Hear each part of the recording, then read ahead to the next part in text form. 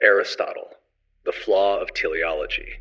Aristotle wanted the world to make sense from the inside, not as a heap of accidents, not as a whirlwind of collisions, but as a living order that knows what it is doing. Where Plato placed reality in a distant heaven of forms, Aristotle pulled it down into things themselves and listened for their purposes. Seeds reach for saplings. Saplings reach for trees. Eyes are for seeing, hearts for circulating blood, the city for cultivating virtue. In his universe, everything leans toward an end. He called that end a telos, the for the sake of which. It is a consoling vision because it stitches meaning into the sinews of matter. If a thing has a nature, then it has work to do. If it has work to do, then it is intelligible. Aristotle's four causes, material, formal, efficient, and final, promised a full account.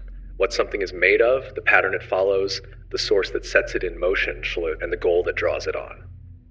But the last of these, the final cause, is the sweetest and the strangest. It lets the future haunt the present. It lets a not yet rule a now. The flaw begins when that sweetness hardens into certainty, when final causes are laid like templates over everything that moves, breathes, or suffers. Teleology then stops being an instrument of understanding and becomes an imposition on reality, a way to force chaos to kneel. That imposition is seductive because it quiets anxiety. Why did this happen? Because it was for something. What am I for? For your essence. Why must pain exist? For growth, for punishment, for balance. The explanation soothes, and in soothing it distorts. Aristotle's biology is full of enchantment. Every organ has its office, every trait its service to the life of the whole. He admired nature's thrift. Nothing without a reason, nothing wasted. To study a creature was to learn its internal law. He knew chance and spontaneity exist, but they are guests in a house whose owner is purpose. The flaw is that purpose becomes the default, the first move of explanation. If something is there, there must be a reason it is there. If a structure persists, it must be for something. Teleology, intended as an insight, slides into a reflex. Reflexes turn into stories, and the stories turn into cages. Once you assume that everything is for something, you quickly begin to write just-so tales. This trait exists because it benefits the species. That pattern persists because it fulfills a function. This hierarchy endures because it fits the natural order. You rarely notice that you are smuggling your values into nature's quiet. For the sake of becomes a mirror. You find in the world the ends you wanted it to have. Consider how easily that mirror is used against people. If every being has a function, and every function has its proper rank in the whole, then difference becomes destiny. Some are naturally fit to command, others naturally fit to obey. Roles congeal. Gender is locked into complementary offices. Class becomes a ladder you were born onto. Strangers are tagged as instruments of the city's good, rather than partners in its ends. In politics, the claim that some are natural slaves flows from a teleological river. If the household aims at certain goods and certain bodies are better tools for those goods, then the fit looks fated. Teleology smooths the edge of injustice by calling it order. Aristotle's ethics is noble and humane compared with colder systems. Eudaimonia is not pleasure, not wealth, not honor, but the flourishing activity of a rational animal living well with others. Yet even here the flaw is a shadow behind the sunlight. The function argument deduces our highest good by asking what we are uniquely for. The answer, reason in accordance with virtue over a complete life, is grand. But once the human good is pegged to an essence, deviation starts to smell like failure. Lives that do not orbit rational excellence, lives of care, craft, art, contemplation in hybrid forms, lives spent in repair rather than display, become lesser not because they harm others, but because they do not fit the function. Purpose, which should guide, begins to judge, and when purpose judges, suffering is quickly moralized. If the world is arranged toward ends, then grief must be pedagogy, illness an instrument, catastrophe a correction, death a final service to the species or the city. You begin to tell yourself it had to happen for a reason. You begin to find solace in necessity. The psyche grows calluses where compassion should be. Teleology, at its worst, becomes a theology of cruelty without a god. Aristotle's physics shares the same hunger for interior directedness. Motion seeks rest where it belongs. Earth downward, fire upward, the spheres in perfect circles moved by the desire for the unmoved mover. Even the cosmos is enchanted by a final cause. not pushed like a cart, but drawn like a lover. It's a splendid picture, but its splendor cost us centuries of deference to natural places, to an image of motion that soulfully resisted experiment. The danger is not that Aristotle was wrong, all grand theories are wrong in places, but that teleology made wrongness feel sacred. If the end is noble, who are we to question the path? Then came a countercurrent. The patient brutality of measurement, the cold clarity of mechanics, and later the radical humility of evolution told a different story. Ends can look like they were chosen, but they can be the residue of mindless processes. Eyes that see were not appointed. They were preserved because those with a hint of sight left more descendants in a world where sight helped. The beating heart is for circulation only in the thin sense that hearts which beat kept their carriers alive. The for is retrospective, not ordained. The map of purposes was drawn after the flood. Teleology did not die, it changed masks. In biology, we now speak of teleonomy, a function as the shape that survival chiseled, not the intention that nature hid. The language of ends still clarifies. The kidney's function is to regulate, but when we forget the ghost in that grammar, we drift back into Aristotle's certainty and start reading purpose where there is only persistence. We start to think nature wants, prefers, designs. We start to baptize accidents as plans, and our minds gladly help. Children explain mountains as places for animals to climb, rain as water meant for plants. Adults never wholly outgrow that impulse. Purpose is a cognitive comfort food. It feeds quickly and fills the empty places where fear would sit. Aristotle gave it philosophical recipes, and the world has been cooking with them ever since. The flaw is not that purpose is always false, but that our appetite for it is stronger than reality's supply. Aristotle was not naive. He allowed for chance, acknowledged monstrosities at birth, noted that not all outcomes are for the best. But when a framework is as elegant as his, exceptions become ornaments. Teleology remains the main melody, and the dissonances are layered as secondary voices. You can hear it in the confidence with which he ranks lives, plant below animal, animal below human, some humans below others, and in the assertion that the city exists by nature, as if the polis blooms like a rose. The risk is this. When purpose and order are presumed, critique must first apologize for spoiling the music. What does this flaw do to a soul? It makes you treat your own life like an instrument.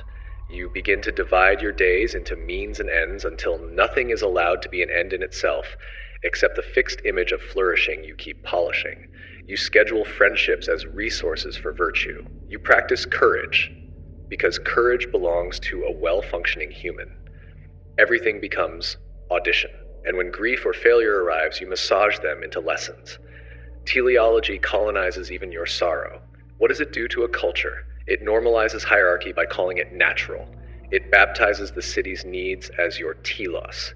It tempts leaders to speak in the name of order rather than justice, nature rather than law. It turns curiosity into an inquisition of functions. It makes dissent look like disease, a part rebelling against its role. Once the metaphor of organism grips politics, surgery comes easily.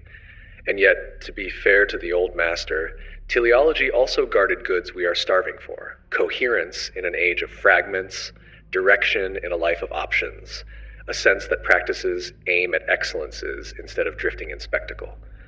The antidote to Aristotle's flaw is not to evacuate purpose from the world, but to keep purpose on a leash. Let ends be hypotheses tested against harms, not decrees read off from essences.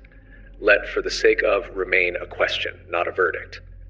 There is a gentler teleology we can keep, the one that grows from within practices and relationships rather than being stamped on them from above. The telos of medicine as healing, tempered by the patient's own vision of a life worth living. The telos of education as liberation, restrained by humility about plural goods. The telos of political community as common flourishing, checked by the inviolability of persons who are not mere parts. Those are ends we choose together, revise together, and refuse to weaponize. Aristotle wanted order so that excellence could have a home. His flaw was to smuggle that order into the architecture of being, and then to treat the blueprint as destiny. When the blueprint is mistaken for the building, you stop seeing the cracks that keep people breathing. When the future is treated as the cause of the present, you stop noticing how much of the present is uncaused by anything but collision, luck, error, mercy. In a darker tone, teleology is a lullaby that can drown out screams. It tells you the pain had to be here. It tells you the losses will make sense in the ledger. It tells you the hierarchy is harmonious if you'd only accept your note. And once you believe that, you stop hearing the living as they are. You hear only the score. Aristotle's greatness is undiminished by the flaw. It is illuminated by it. He taught us to look for structure, to regard habits as builders of the soul, to see friendship as a school of virtue, to treat the city as a maker of character. But he also taught us accidentally how easy it is to sanctify arrangements with the incense of purpose. The lesson is not to silence telos, but to interrogate it. Who benefits from this end? Who is crushed by it? What breaks if we stop believing it? In the end, perhaps purposes are not found but forged, and the only honorable teleology is the one that refuses to excuse suffering, refuses to deify hierarchy, and refuses to call nature what is merely custom with good PR. That is where Aristotle's flaw becomes our task, to keep meaning alive without letting it harden into fate. René Descartes, The Flaw of Radical Doubt. You wake in a silent room. The window is there, or seems to be. Your hands look like your hands, or something that copies them well. For a moment you can't tell whether you are awake, dreaming, or deceived by something cleverer than you. So you retreat to the last thing you think cannot be faked, that there is thinking. Strip away the world, strip away the body, strip away even mathematics if you must. What survives the purge? I think. From that thin thread, Descartes tries to pull the whole world back into place. He calls it methodic doubt, but it is more than a method. It is an atmosphere you breathe. Doubt everything that can be doubted. Keep only what cannot be shaken. The senses mislead. Teachers err. Traditions contradict one another. Even geometry could in principle be whispered to you by a malicious spirit. If a foundation is not absolutely certain, it is not good enough. The project is surgical. Excise everything contaminated by possibility of error. Rebuild from a single indubitable point. That point famously is the cogito. Cogito ergo sum. I think, therefore I am. Not I think, therefore I am a body. Not I think, therefore the world exists. But I think, therefore there is a thinker. The logic is meant to be immediate, not inferred. The performance of thinking is supposed to carry the being of the thinker within it. If there is doubting, there is something that doubts, even if everything the doubter perceives is fiction. The flaw slips in precisely where the security feels highest, in the I. Descartes intends to reach an island of certainty, but the island is built out of the very grammar he set out to distrust. There is thinking, is undeniable as a happening, but as soon as you say I think, you import a subject, an enduring, unified owner of the thought. That subject is not given by the experience, it is presupposed by the sentence. The cogito reads certainty off of a pronoun. Push on it and the edges fray. What the cogito cannot deny is that thinking occurs. It is a move from event to entity, from the fact that there is doubting to the claim that a stable self exists as the doubter. But why should that follow? A flash of lightning does not require the sky to be a person. A thought can happen without guaranteeing a thinker who remains the same from one moment to the next. The unity of the I is not delivered by the act of thinking. It is smuggled in as a condition of expression. The certainty of this thought does not purchase the certainty of a persisting subject. Descartes senses the danger and tries to consolidate. He does not stop with the cogito. He wants the world back, mathematics back, science back. To do that, he needs a guarantor stronger than any human mind, a perfect God who would not allow clear and distinct ideas to be false. But to prove such a God, he uses those very clear and distinct ideas. Thus the well-known circle. I trust my clear and distinct perceptions because God exists. I know God exists because I clearly and distinctly perceive it. The ladder is pulled up by the roof it was meant to reach. What began as a purge of uncertainty ends with a certification office in heaven that is licensed by the very certificates it prints. The circle is not a small technical mistake. It reveals the structural hunger of the project. Radical doubt annihilates the ordinary supports of belief, then must borrow from what it destroyed in order to rebuild. It wants to stand nowhere and judge everywhere, and so it invents a place outside the world, a purified I, before whom the world must present its papers.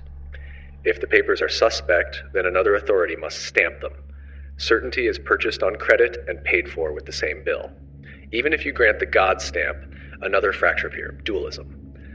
The cogito yields a self whose essence is thinking, distinct from the extended mechanical body. Two kinds of substance, res cogitans, thinking thing, and res extensa, extended thing. The body is a complicated machine. The mind is immaterial and indivisible.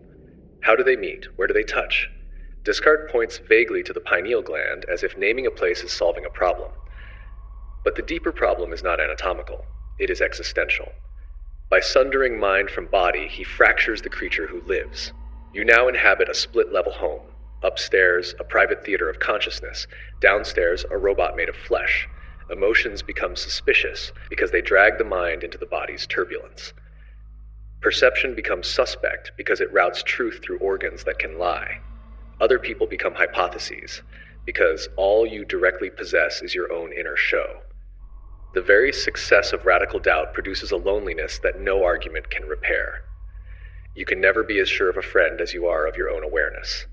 The price of certainty is exile. Descartes tries to patch the split with a book on the passions of the soul, offering a mechanistic physiology of feeling and some instructions for mastering it. But the tone betrays the wound. Passions are to be regulated like a temperamental horse. The mind is the rider who must not fall.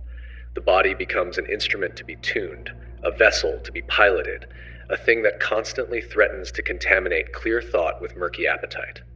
This hierarchy lingers in our culture like a background hum, the suspicion that the cleanest thinking happens far away from the body that bleeds. There is a psychological residue to this architecture, the inner auditor. Once you crown radical doubt as your sovereign, a part of the mind begins to surveil the rest, asking of every experience, are you certain? It is a noble question in science. It is a suffocating question in a life. The surveillance never sleeps. It turns spontaneity into a risk, trust into naivete, intimacy into an epistemic bet. The result is not wisdom, but hypervigilance. You become the warden of your own consciousness, guarding it against illusions, and in doing so, missing the world you wanted to know. Consider the evil demon thought experiment. It is a brilliant device to display the fragility of justification. If a malign intelligence perfectly deceived you, how would you tell? But as an existential mood, it breeds paranoia. The more seriously you live as if a demon could be arranging appearances, the more you learn to distrust appearances altogether. You begin to doubt not just claims, but contact, the hand on the table, the warmth of the tea, the face across from you. Radical doubt trains you to privatize reality.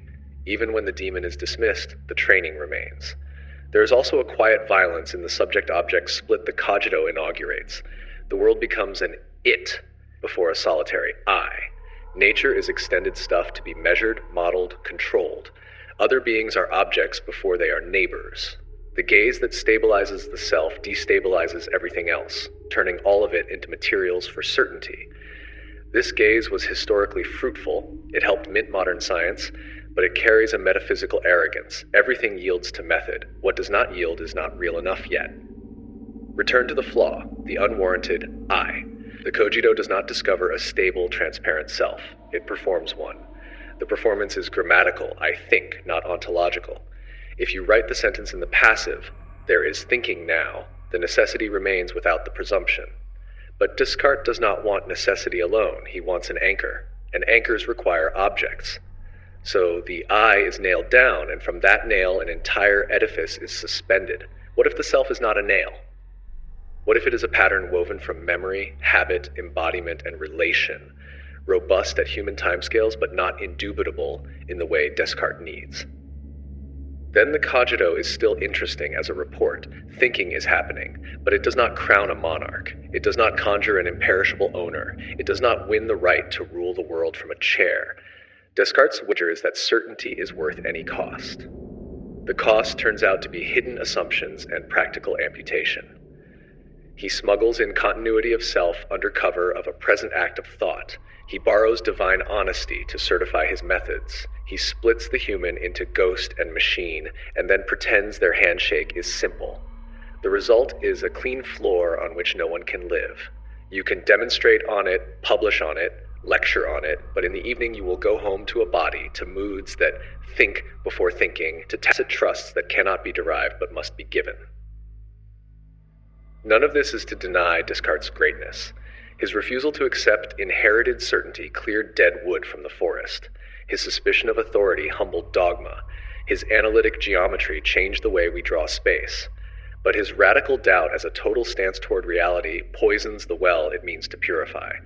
It proposes a cure for error that leaves the patient isolated, overconfident where it should be cautious about the I, and crippled where it should be strong in trust, embodiment, and community. What then survives of his lesson? The courage to question, without the fantasy of a view from nowhere. The demand for clarity, without the pretense that clarity must be absolute to be worth having. The care in reasoning, without the contempt for the senses that bring the world near. We can keep the discipline and drop the delirium.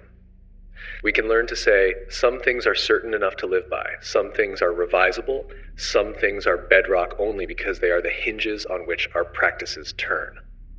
That humility is not Descartes'. It is what you grow after you step out of his bright, locked room. In the end, the flaw of radical doubt is that it tries to rescue us from illusion by installing a bigger one.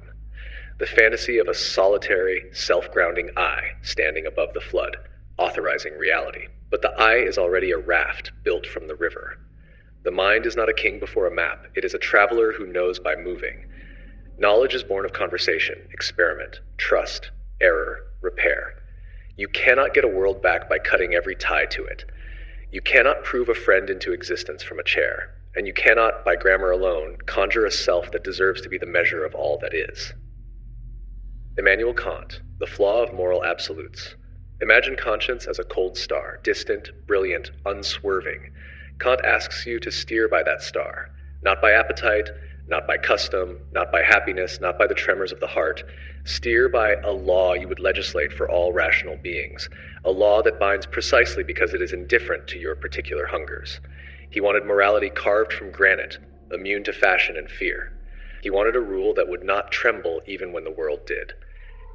In Kant's moral universe, the highest dignity is not pleasure or power or even virtue as excellence, but the good will, the will that chooses duty because it is duty and nothing else. To secure this ground, he builds a palace of concepts. At its center stands the categorical imperative.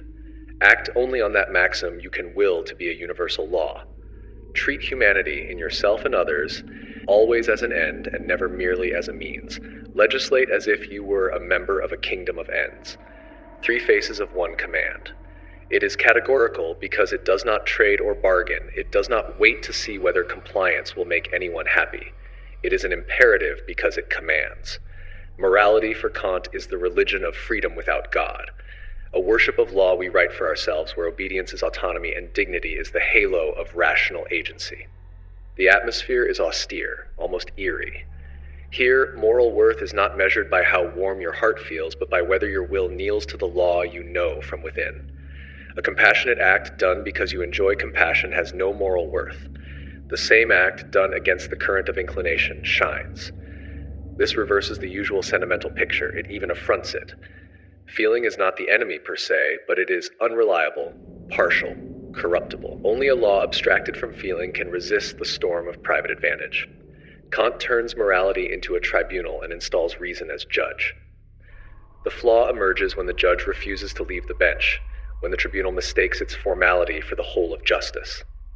Kant's absolutism, his refusal to bend law to circumstance, presses human life into shapes it cannot bear. The law must not lie. The duty not to lie is strict and exceptionless. What happens when a murderer asks whether your friend is hiding in your house?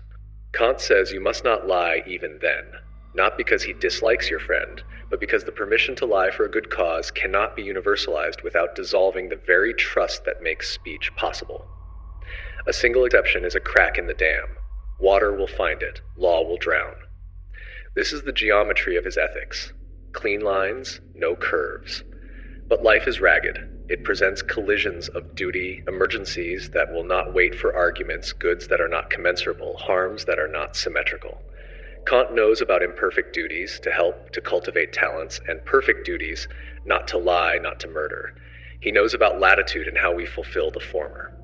Yet when the blade of a perfect duty meets the throat of another good, safety, mercy, sanctuary, the blade does not flinch. You, the moral agent, are expected to hold the line, even if the cost is unbearable. The dignity of law is preserved. The life may not be. Defenders protest that Kant can allow truthfulness with silence, or refusal to answer, or a redescription of the maxim so that no universal deception is licensed.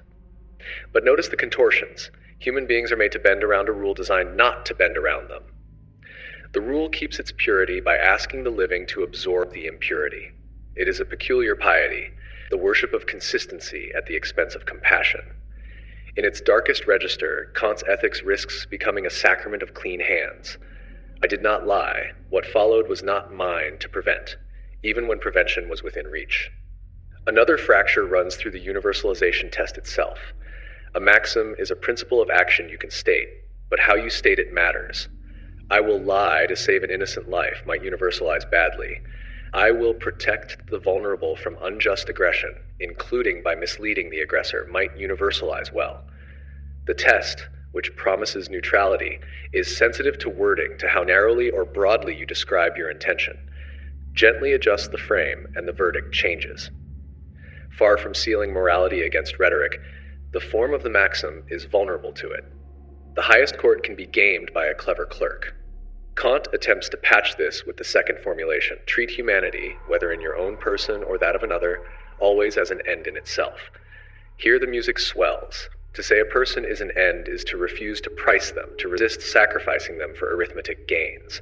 Dignity is not a number. This is the most humane sentence in Kant. It built modern rights language and armed the weak with a grammar strong enough to indict empires. And yet, even here, the flaw of absolutism lurks in a different shape: the paternalism of respect. If I know your true end, rational autonomy, I might feel entitled to stop you from pursuing ends that don't fit it, for your own good. Consent becomes less decisive if I can declare that your consent is not sufficiently rational. Respect for persons can curdle into a quiet domination, a politics of correction licensed by a halo. There's also the sterility of moral worth measured only by resistance to inclination. Imagine a caregiver who wakes day after day in sleepless love for a dependent child or parent, moving through exhaustion with tenderness that is not a triumph over feeling, but a flowering from it. Kant's ledger does not register that flowering as moral worth unless the will is primarily obeying law rather than love. The picture nods at benevolence and friendship as duties, but the core rhetoric suspends warmth in favor of chill. In lived reality, that chill can teach people to distrust their better angels, to suspect that kindness is less than moral because it comes easily, to prefer the drama of self-denial to the quiet endurance of care. Kant wanted to free us from manipulation, from being used as means.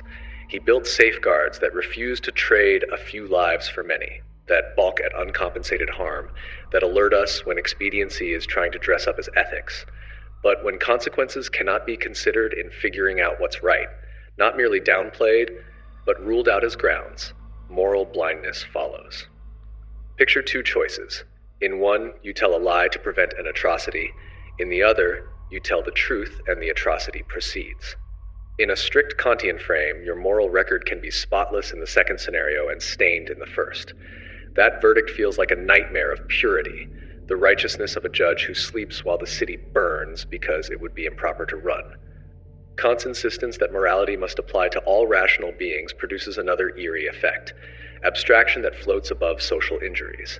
A maxim might universalize in a vacuum, but sanction oppression in context.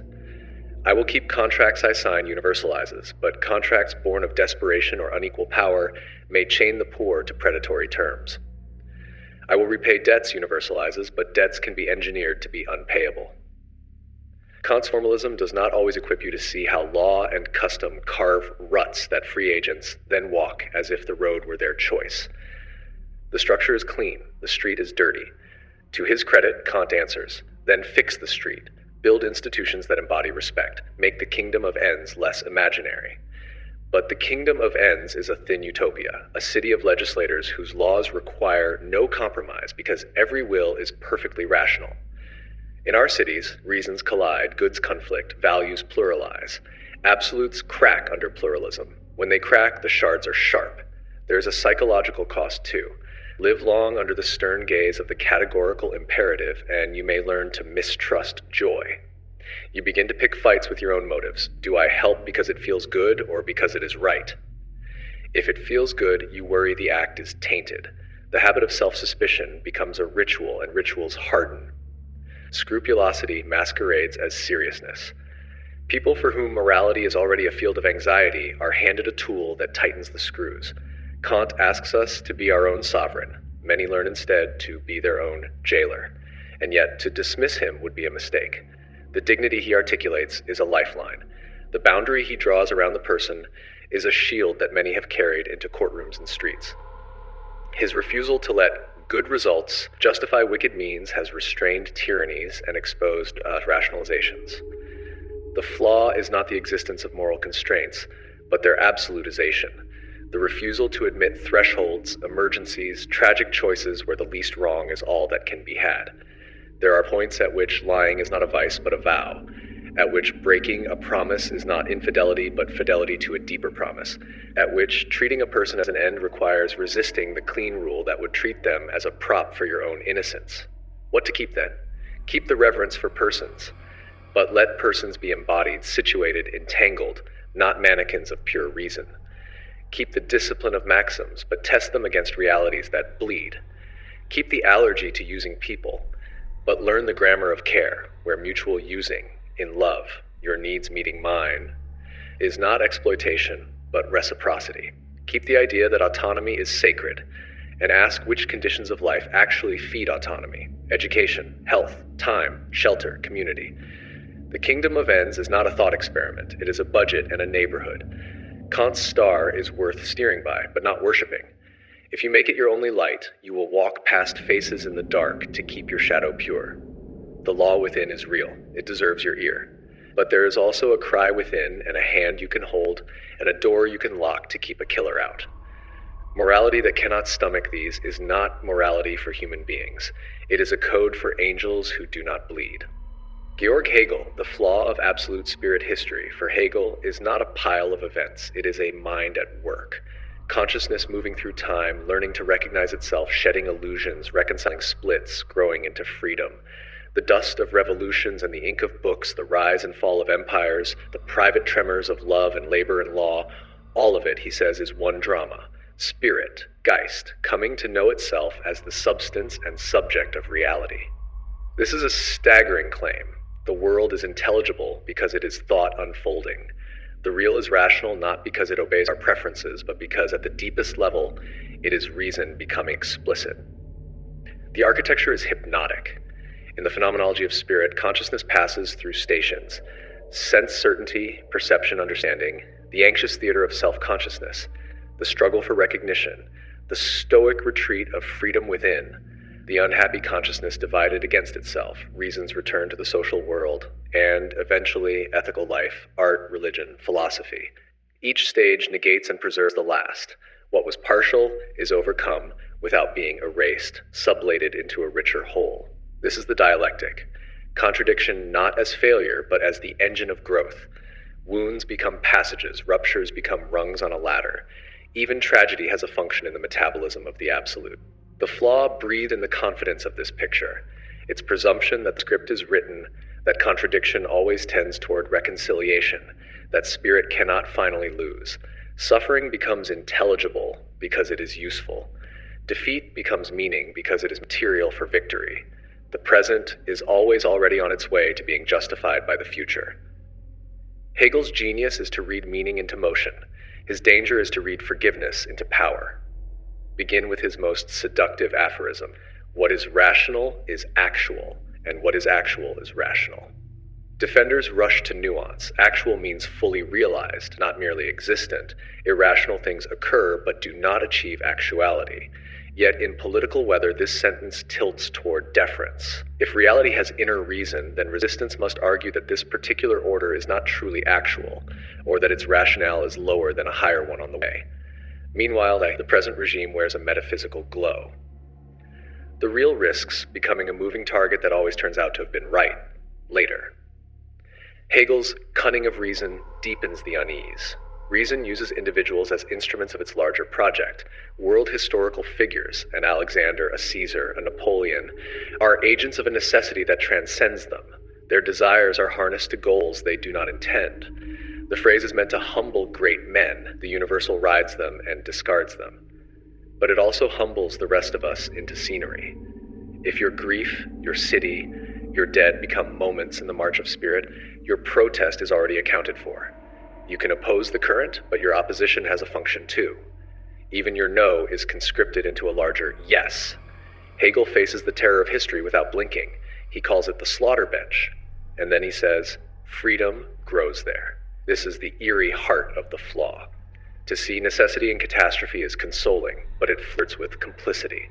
If every rupture is an organ of reconciliation, then injustice can be interpreted as a necessary surgery. The dialectic, which was supposed to honor contradiction, becomes a machine for absolution. The living bleed, the concept heals. This temptation peaks in his account of the modern state. After the thin moralism of Kant, duty as law, Hegel gives ethics a body, Sittlichkeit, ethical life, where family, civil society, and state interlock.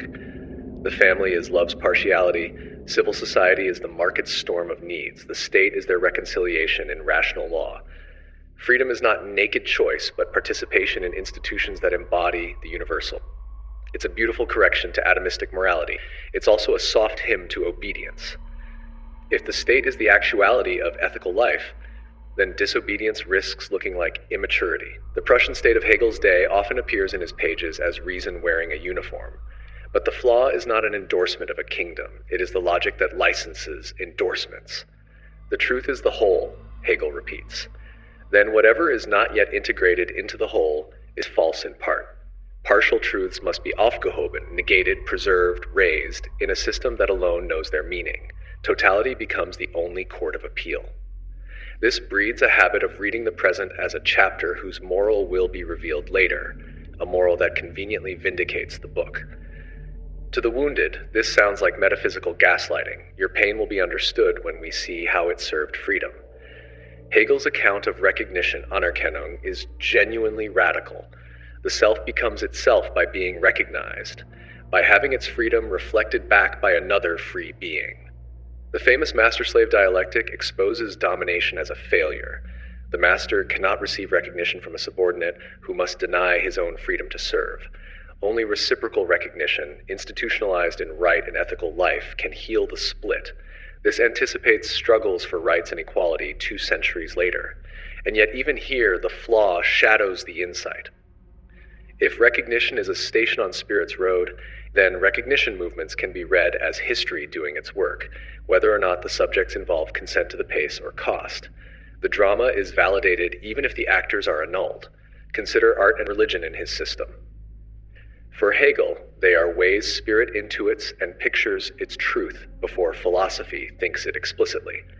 Art reaches a peak in classical sculpture, declines in romantic inwardness. Religion approaches the absolute as Christianity, which knows reconciliation in the figure of the God-man. Philosophy crowns the story by knowing that reconciliation conceptually. The risk is obvious. Contingency is ranked by proximity to Hegel's horizon. Cultures and forms become stations you pass on the way to the home that Hegel already inhabits. Difference is honored as a preface. Then there is the history. Hegel never wrote the slogan as others later did, but he does imagine history as a process that culminates in a standpoint from which its rationality can be seen, a standpoint he implies his philosophy has achieved. This is intoxicating to the philosopher and suffocating to the rest. If the trail has reached the overlook, then the wilds below are scenic rather than urgent. You can still get lost, but your loss is part of the view. Psychologically, Hegel's flaw teaches you to metabolize conflict too quickly. Faced with a contradiction in yourself, in your city, in your century, you reach for synthesis before the wound has spoken. You say, this too will be sublated. You learn to endure by translating. This makes you generous to enemies and deaf to victims. It makes you patient where you should be insubordinate. It makes you wise at the cost of warmth. A life lived as commentary on Spirit's itinerary is a life that risks missing its own cries. Methodologically, the dialectic invents a pressure for closure. Every opposition seeks its Aufhebung. Every negation seeks its home. Concepts march like armies. The map must be completed. But some oppositions are not productive. Some negations are not creative. Some contradictions are not motors but walls. There are losses that do not teach, scars that do not signify, silences that do not conceal deeper music. Hegel's assurance that meaning will be found can keep us digging past bone. Defenders answer, you are abusing Hegel. He does not bless whatever exists. He distinguishes appearance from actuality. He knows the state can be irrational. He honors contingency. The dialectic, they say, is openness itself, no final dogma.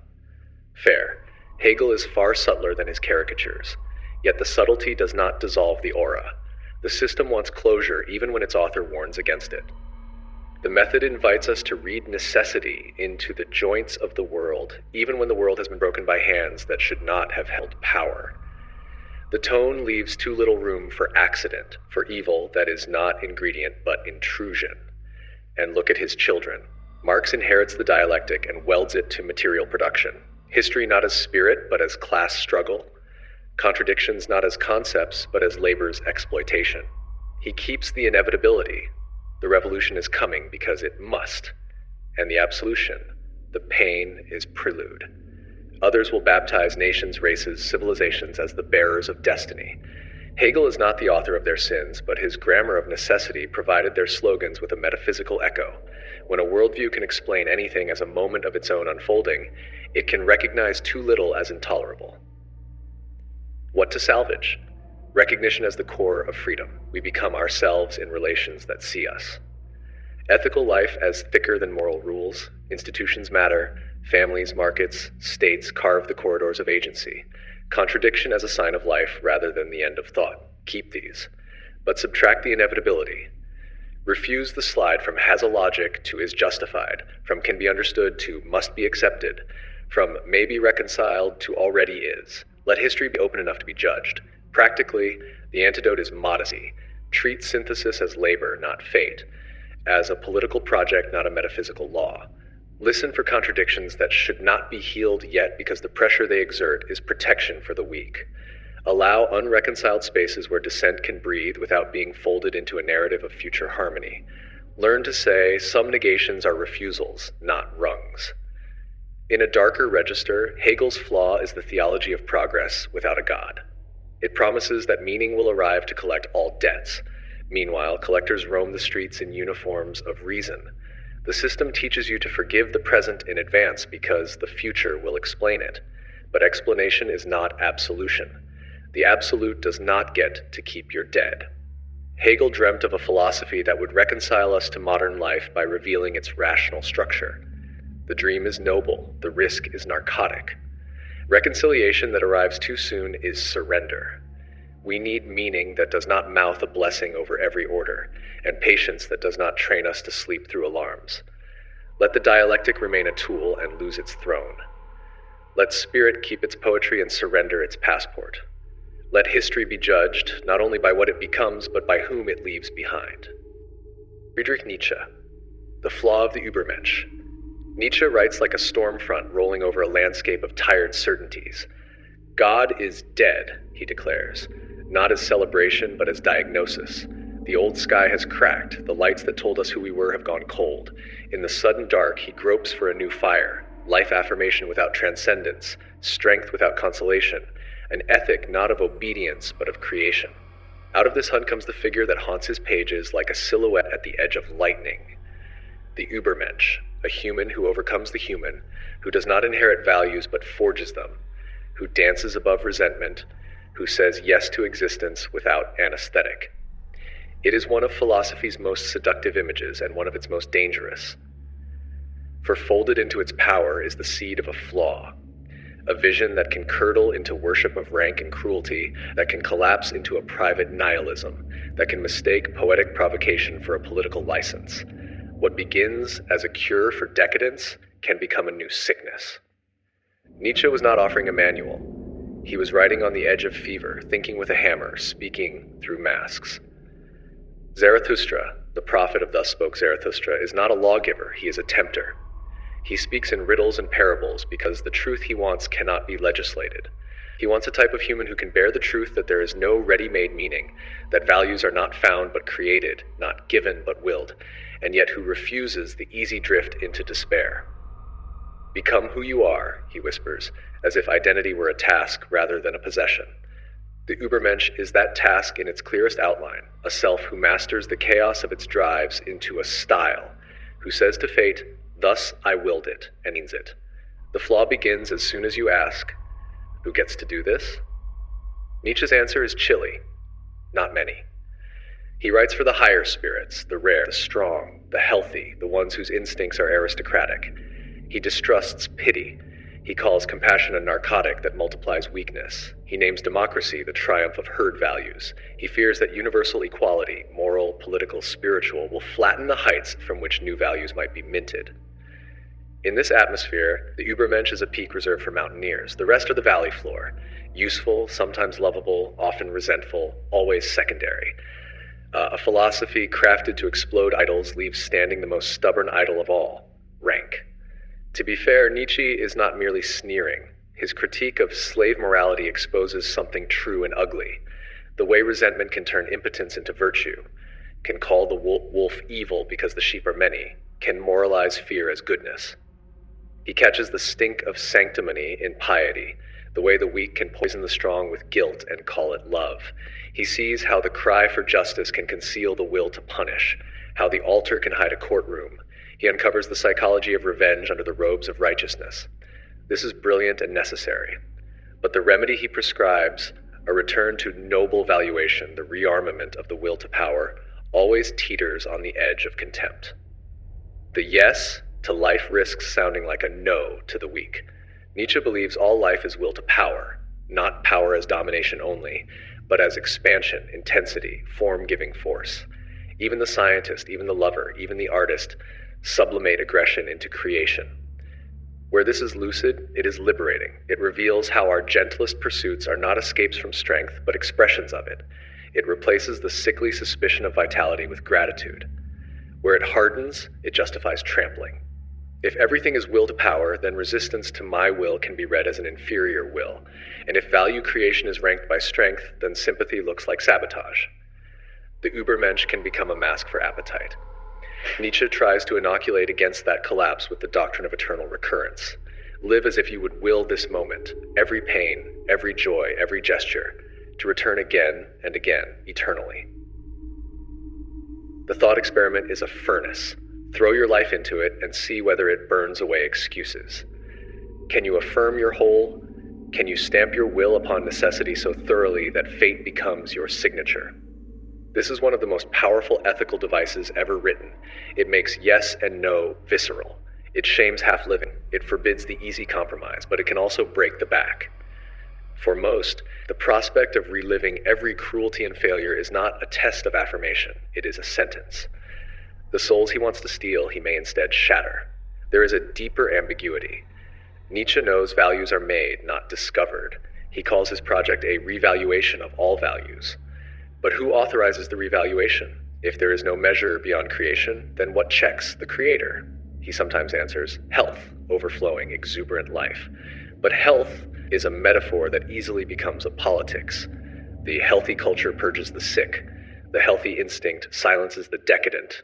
The healthy body expels the parasite. Even when Nietzsche himself recoils from those implications, the rhetoric he minted arms others.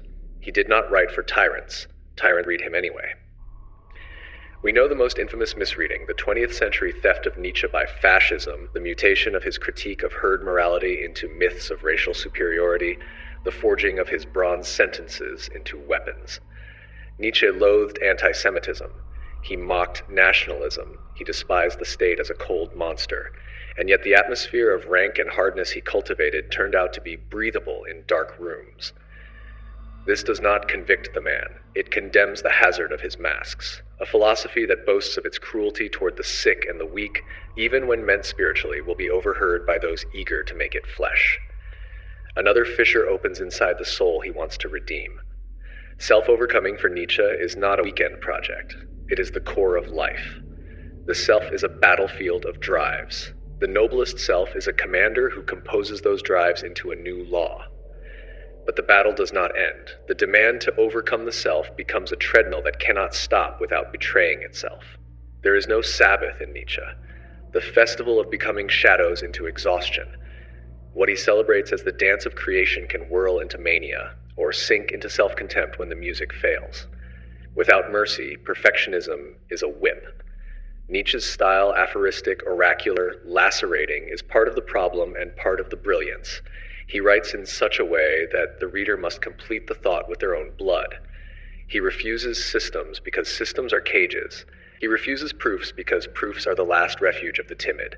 He wants to train perception, not persuade in court. The cost is ambiguity. The Übermensch is never defined, only sketched. A rope over an abyss, a child at play, a lightning bolt of a yes. Without guardrails, the image attracts both the generous and the monstrous. A saint of risk and a sociopath can both quote Zarathustra and nod. Think of pity again. Nietzsche fears that pity multiplies suffering.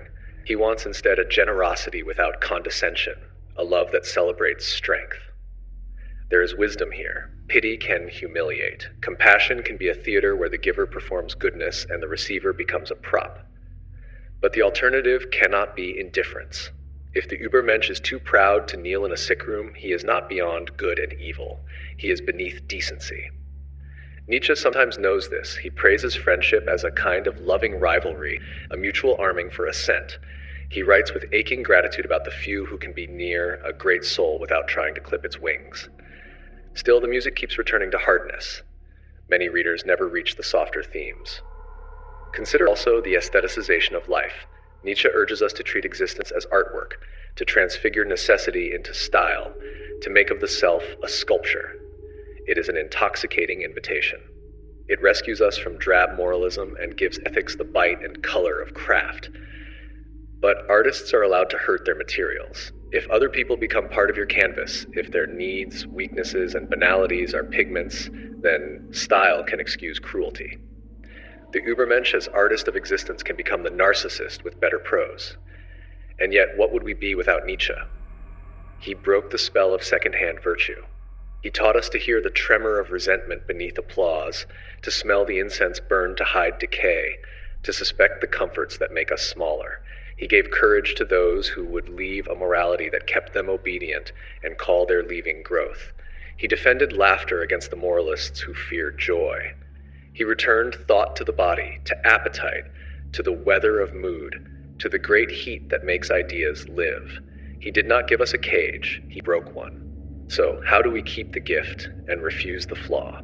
First, we must pluralize the peak. If value creation is possible, it is not the privilege of a caste, but the labor of persons in many registers, artists and nurses, scientists and carpenters, parents and poets. Strength is not a single shape, health not a single diet. Second, we must temper will to power with accountability. Creation that leaves ruins behind it is not strength, it is vandalism. The Übermensch must answer for effects as well as intentions. Third, we must rescue compassion from pity.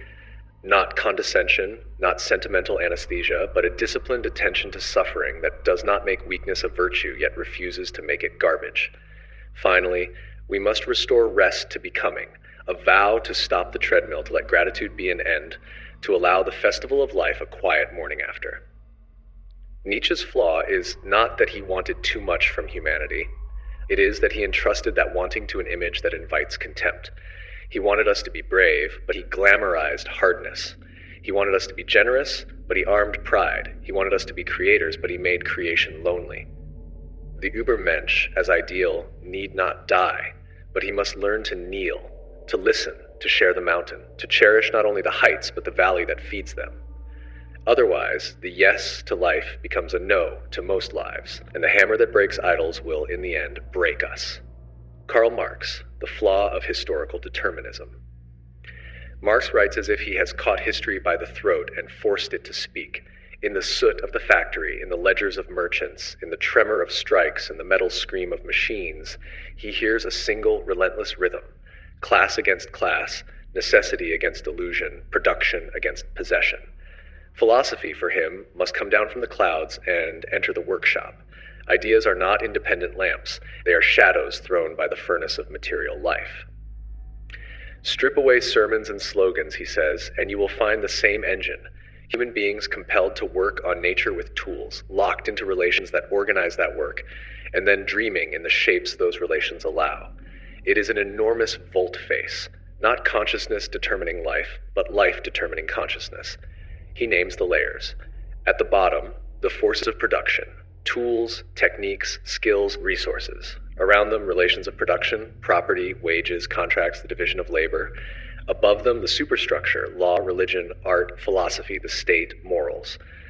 The base is not a basement that never moves, it changes, and when it does, it stresses the girders above until they crack. The feudal plow prepared the cathedral, the steam engine undermined the throne, contradictions accumulate, exploitation escalates, crises recur. The relations that once developed the forces of production now fetter them. Then comes rupture.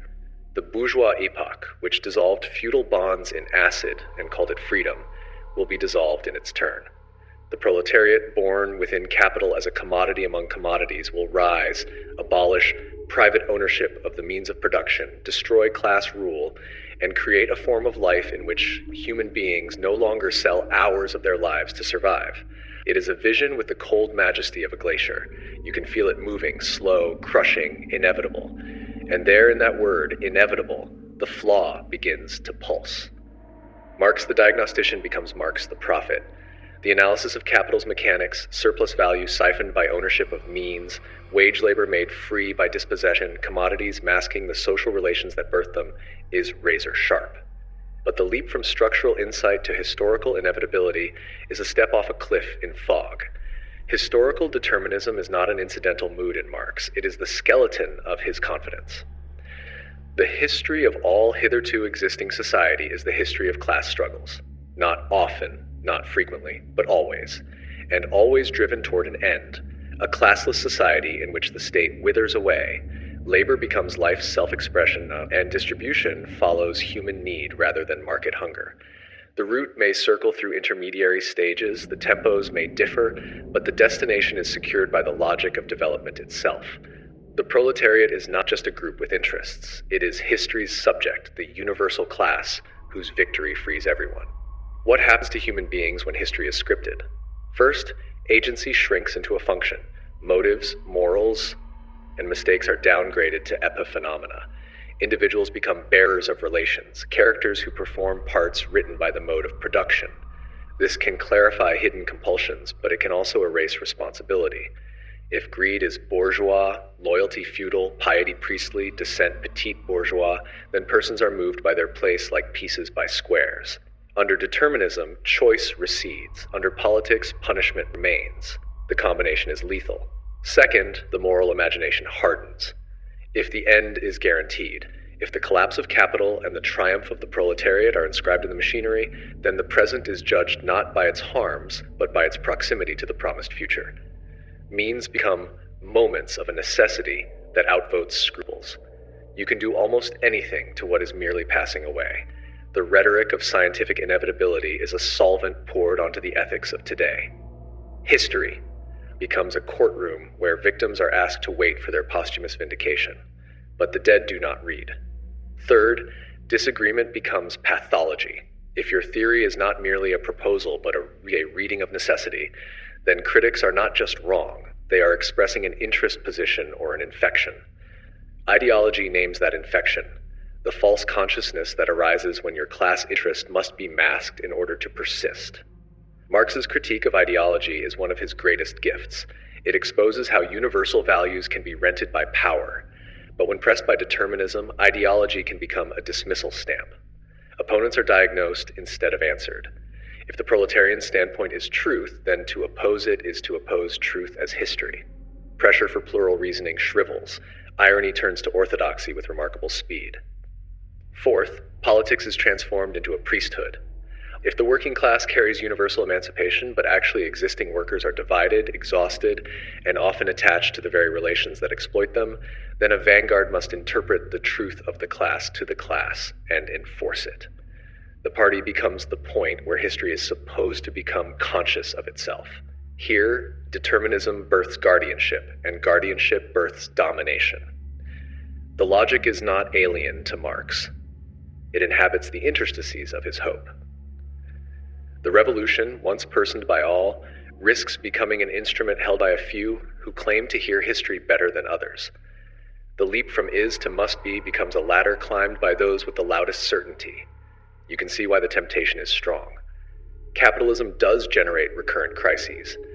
It does produce vast inequalities. It does organize work around ownership rather than contribution. It does turn social relations into transactional shadows.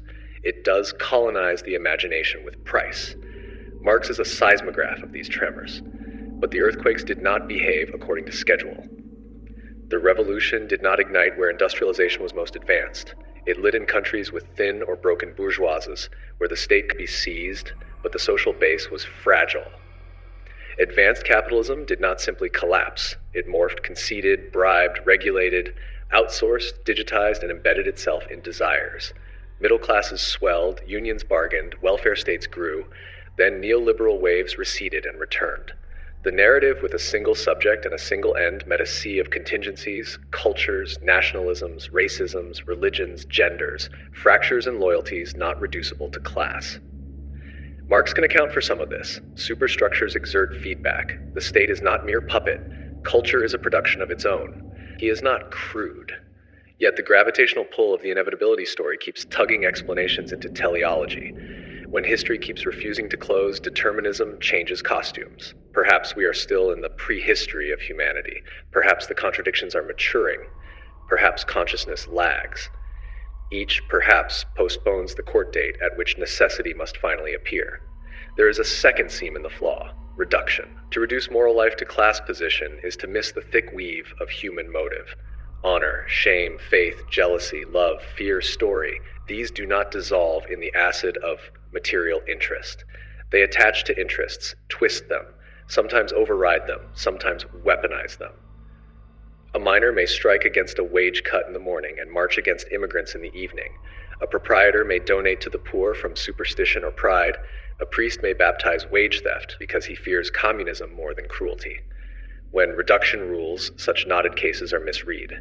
When reduction humbles itself, they instruct. A third seam, the promise of the state's withering. Marx is too canny to worship government. He wants a social form where regulation by law is replaced by administration of things, where coercion dwindles as classes dissolve. But between here and there stands the transitional period, when the proletariat wields the state to crush resistance. Here the flaw's teeth close. If history authorizes the crushing, and if the crushing creates the conditions that will someday dissolve the crusher, who checks the hand while it is strong? Who tells a party certain of necessity that necessity has wandered? Without a doctrine of limits that binds even the bearers of the future, violence is not a deviation.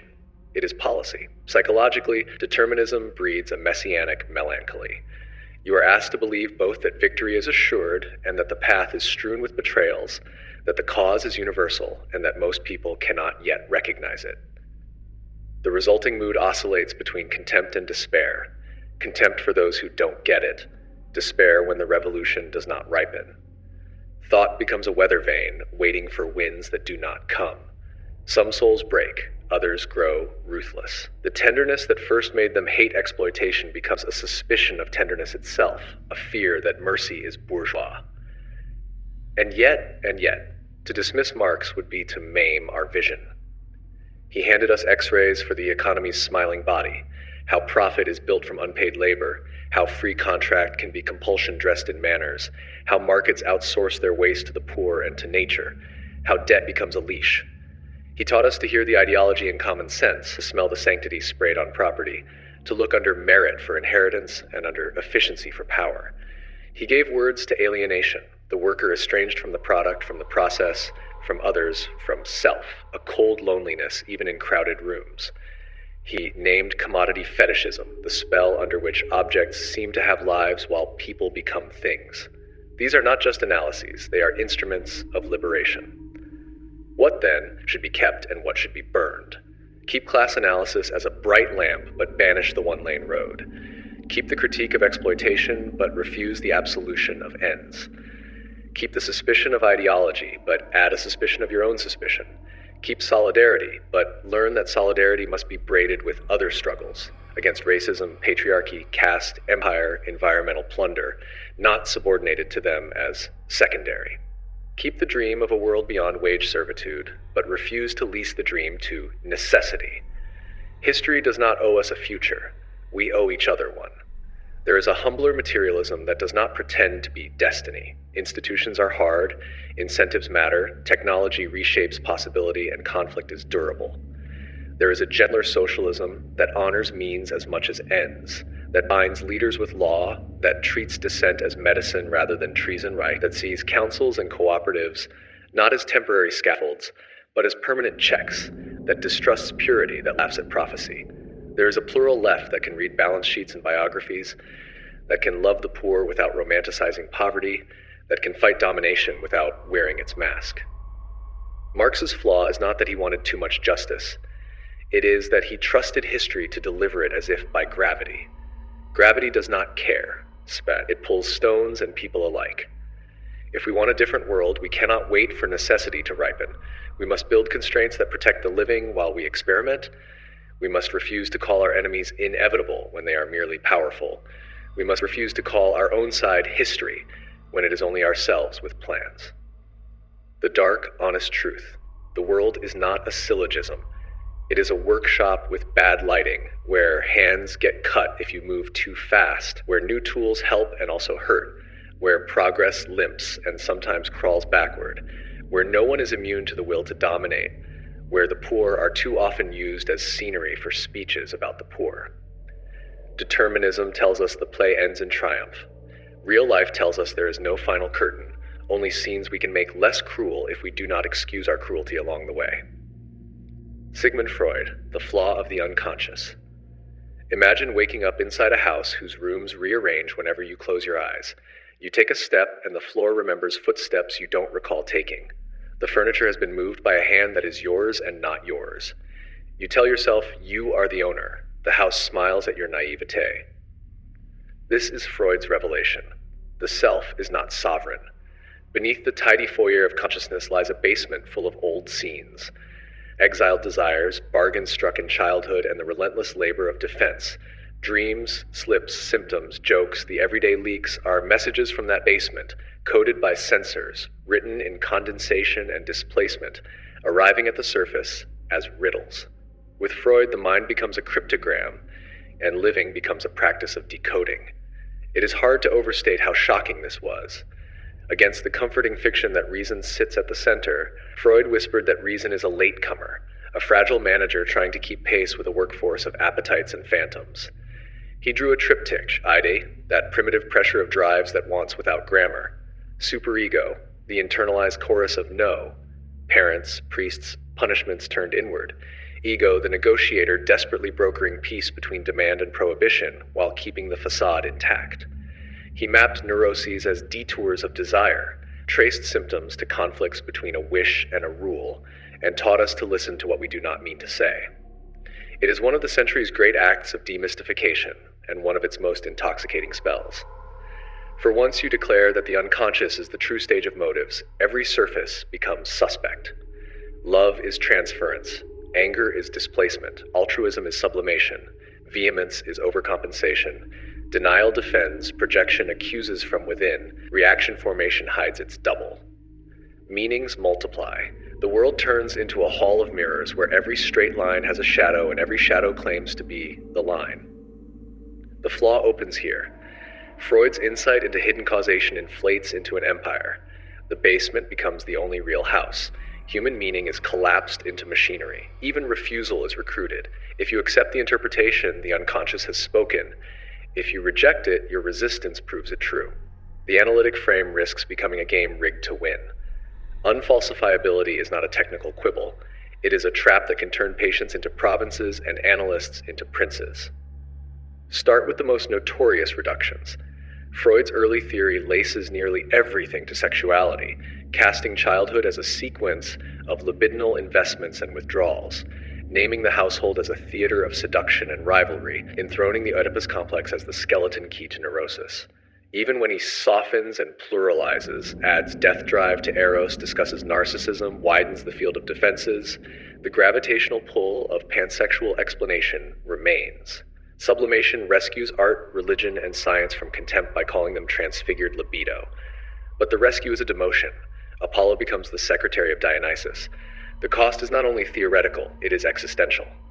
If your grief, your faith, your devotion, your rage are all finally rewritten as detours of infantile desire, your distinctiveness is blurred. A widow's tears, a monk's vow, a painter's obsession, a revolutionary's risk, each is rendered in one grammar, the ancient language of the body. You are no longer a partner in meaning, you are a case in a clinic. This is the flaw at its coldest, the conversion of persons into mechanisms whose noblest struggles are footnotes to drives. Freud would object that mechanisms also suffer. To analyze is to relieve it. He did not invent cruelty, he invented a cure. But cures can wound. Psychoanalysis, at its worst, can freeze experience into allegory. Every scene is really another scene. Every face is a substitute. Every now becomes once upon a time. The present is starved while archaeology feasts. Patients learn to narrate themselves as collages of infantile epochs, oral, anal, phallic, genital, to reclassify loves as edits of the parents, to measure progress by the cleverness of their interpretations. Life turns into decoding instead of doing. There is a second edge to the flaw, the analyst's throne. Freud's method depends on a confession that is not in your power to make. You cannot simply say you're unconscious. You must be helped to discover it by someone trained to hear beneath your words. The transference that makes therapy potent, the patient reenacting old dependencies with the analyst, also crowns the analyst as a figure of secret knowledge. When humility fails, interpretation hardens into verdict, disagreement into resistance, gratitude into compliance. The couch can become a pulpit where a disciplined openness to surprise is replaced by the anticipation of the right story. Freud anticipated the charge and tried to design defenses, free association to disarm censorship, evenly suspended attention to avoid cherry-picking, abstinence to prevent seduction by comfort, analysis of transference to unmask authority as function, not essence. But methods are as fallible as the hands that wield them. In some rooms, patients are liberated. In others, they are captured by an interpretive machine whose gears grind until they fit. And yet, so much of our most honest modern vocabulary for inner life is Freudian air. Repression, the mind's ruthless censor. Splitting, the fracture that protects a child from unbearable ambivalence by painting love white and hate black. Rationalization, the secretary who drafts memos after the decisions are made. Displacement and projection, the travel and export industries of emotion. Identification with the aggressor, the hostage's sinister survival trick. Transference and countertransference, the tangled music of roles repeating. Repetition compulsion, the painful loop that brings us back to what hurt us, as if mastery were concealed in reenactment. These are not dogmas. They are tools you can feel in your hand. They clarify everyday trails and loyalties better than any sermon. But the flaw whispers even here. If every kindness can be routed to disguised self-love, if every principle can be pinned to a childhood wound, if every refusal can be named a defense, then the adult collapses into the child and moral seriousness dissolves into psychodynamics. We end up excusing cruelty as trauma's echo and flattening excellence into the luck of early holding. The soul shrinks to an injury report. Freud's insistence on psychic determinism that nothing in mental life is without cause is a triumph against superstition but a hazard for freedom. If slips and dreams have motives, perhaps choices do too, and the I becomes a story told by forces that predate it. You can feel the dignity of responsibility thinning, the atmosphere of agency growing scarce. Freud wanted responsibility, analysis as a path from compulsion to choice, but his metaphysics sometimes eats the path he lays. Look at the theory of religion as a collective neurosis. God as the Father magnified, rituals as obsessions with holy permission, doctrines as wishful defenses against helplessness. It is a clarifying insult. It also fails to hear the registers where faith is not anesthesia, but courage, not regression, but rebellion, not infantile dependency, but adult solidarity. Similarly with art, to read tragedy as a negotiated pact with forbidden wishes, or the symphony as a cathedral of sublimated libido, is to say something true and to sand smooth everything that resists that truth. A violin is not a body, its music is not semen singing. Some metaphors should be too embarrassed to keep. Then the death drive arrives, Freud's late, eerie edition, a pull towards stasis, undoing, the inorganic. Rage that wants to erase the world, guilt that wants to erase the self, repetition that wants to return to zero. There is dark realism here. It speaks to wars that look like suicide and addictions that look like rehearsals for disappearance, but it deepens the machinery. The more drives dictate the shape of the soul, the more choice becomes a euphemism, and ethics a manner of diagnosis. You are a conflict of currents. Your vows are eddies. Consider the clinic of trauma. Freud's early seduction theory blamed neurosis on actual abuse. Later, he leaned into fantasy, insisting that many reports of seduction were psychic fictions built from infantile wishes. The correction curbed hysteria. It also harmed the harmed. Victims were made suspect. Testimony was folded into an Oedipal template. Violators hid behind the alibi of the patient's mind. Later, analysts and trauma theorists would reverse the reversal, returning the body to the scene and memory to the bench. But the oscillation reveals the core danger. When interpretation becomes an empire, it conquers testimony. And yet, the same Freud gives us insight into traumatic memory's structure.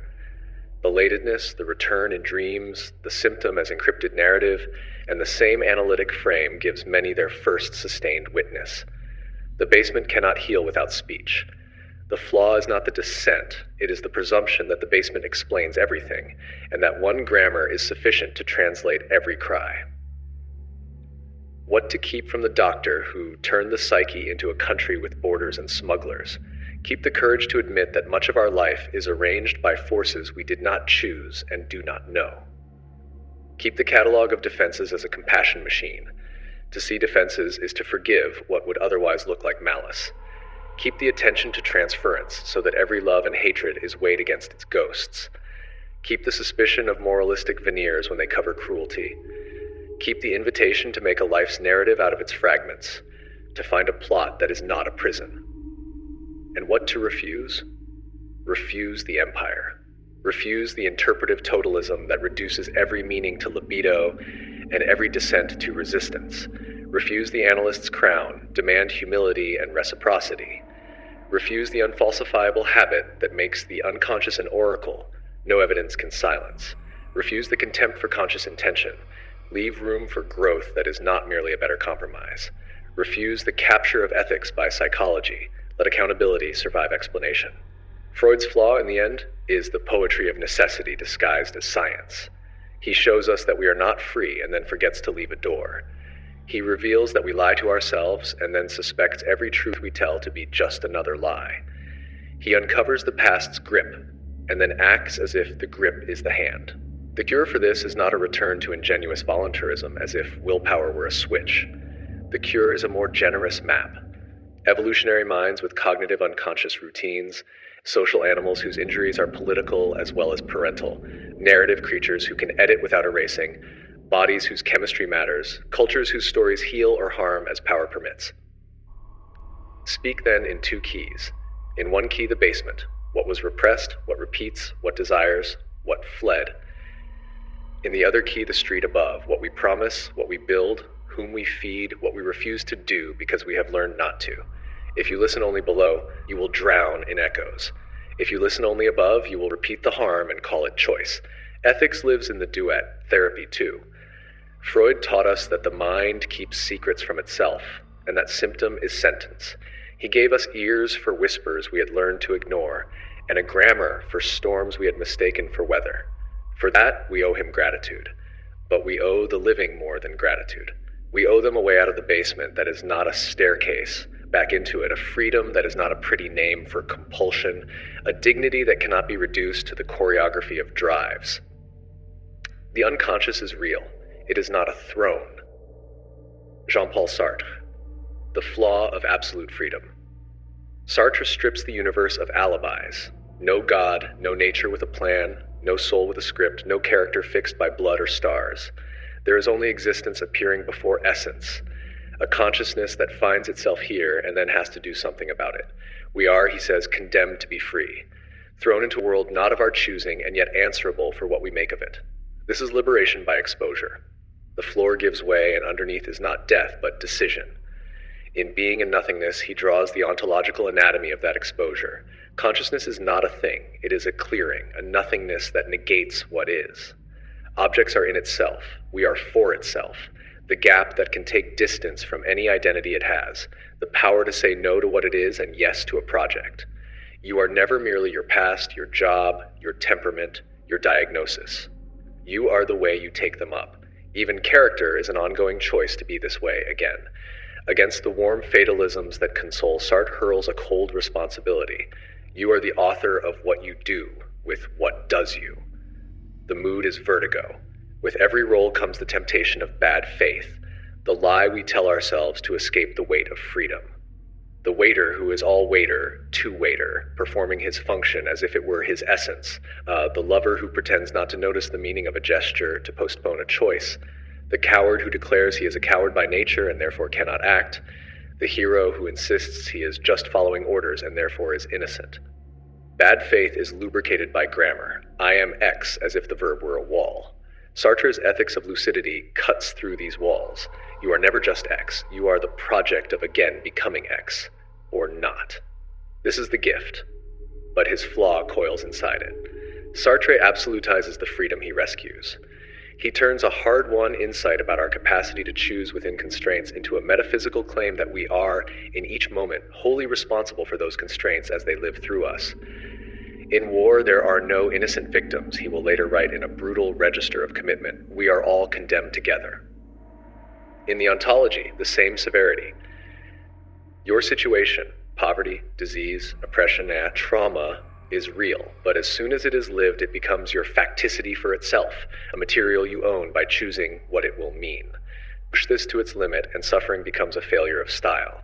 The world still wounds, but if you bleed, that's on you.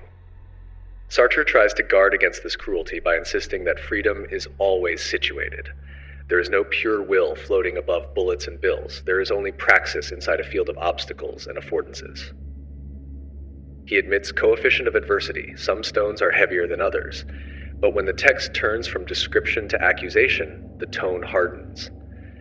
The unemployed man is not only constrained by the economy, he is choosing despair or revolt. The captive is not only bound by chains, he is choosing how to live bondage. These are not false, they are insufficient. Between not false and sufficient, people break. Interpersonal life fares no better in the early ontology. The other's look freezes me. Under that gaze, I become object to another subject. I am captured as this body, this stance, this clumsiness. Shame reveals that I cannot be sovereign. Recognition, for Hegel, was a path to freedom. In Sartre's first telling, it is a duel. Hell is other people is not a joke. It is the metaphysics of the cafe. The result is a grammar of hostility beneath romance, rivalry beneath solidarity. If the other's freedom is a threat to my own, then intimacy is an armistice at best. No wonder the novels sweat. This atmosphere breeds a psychology that can be heroic and also heartless. If you are always choosing, then you can always be told to choose better. Grief becomes a refusal, anxiety a dodge, paralysis a performance. The discipline of responsibility degrades into a sermon against weakness.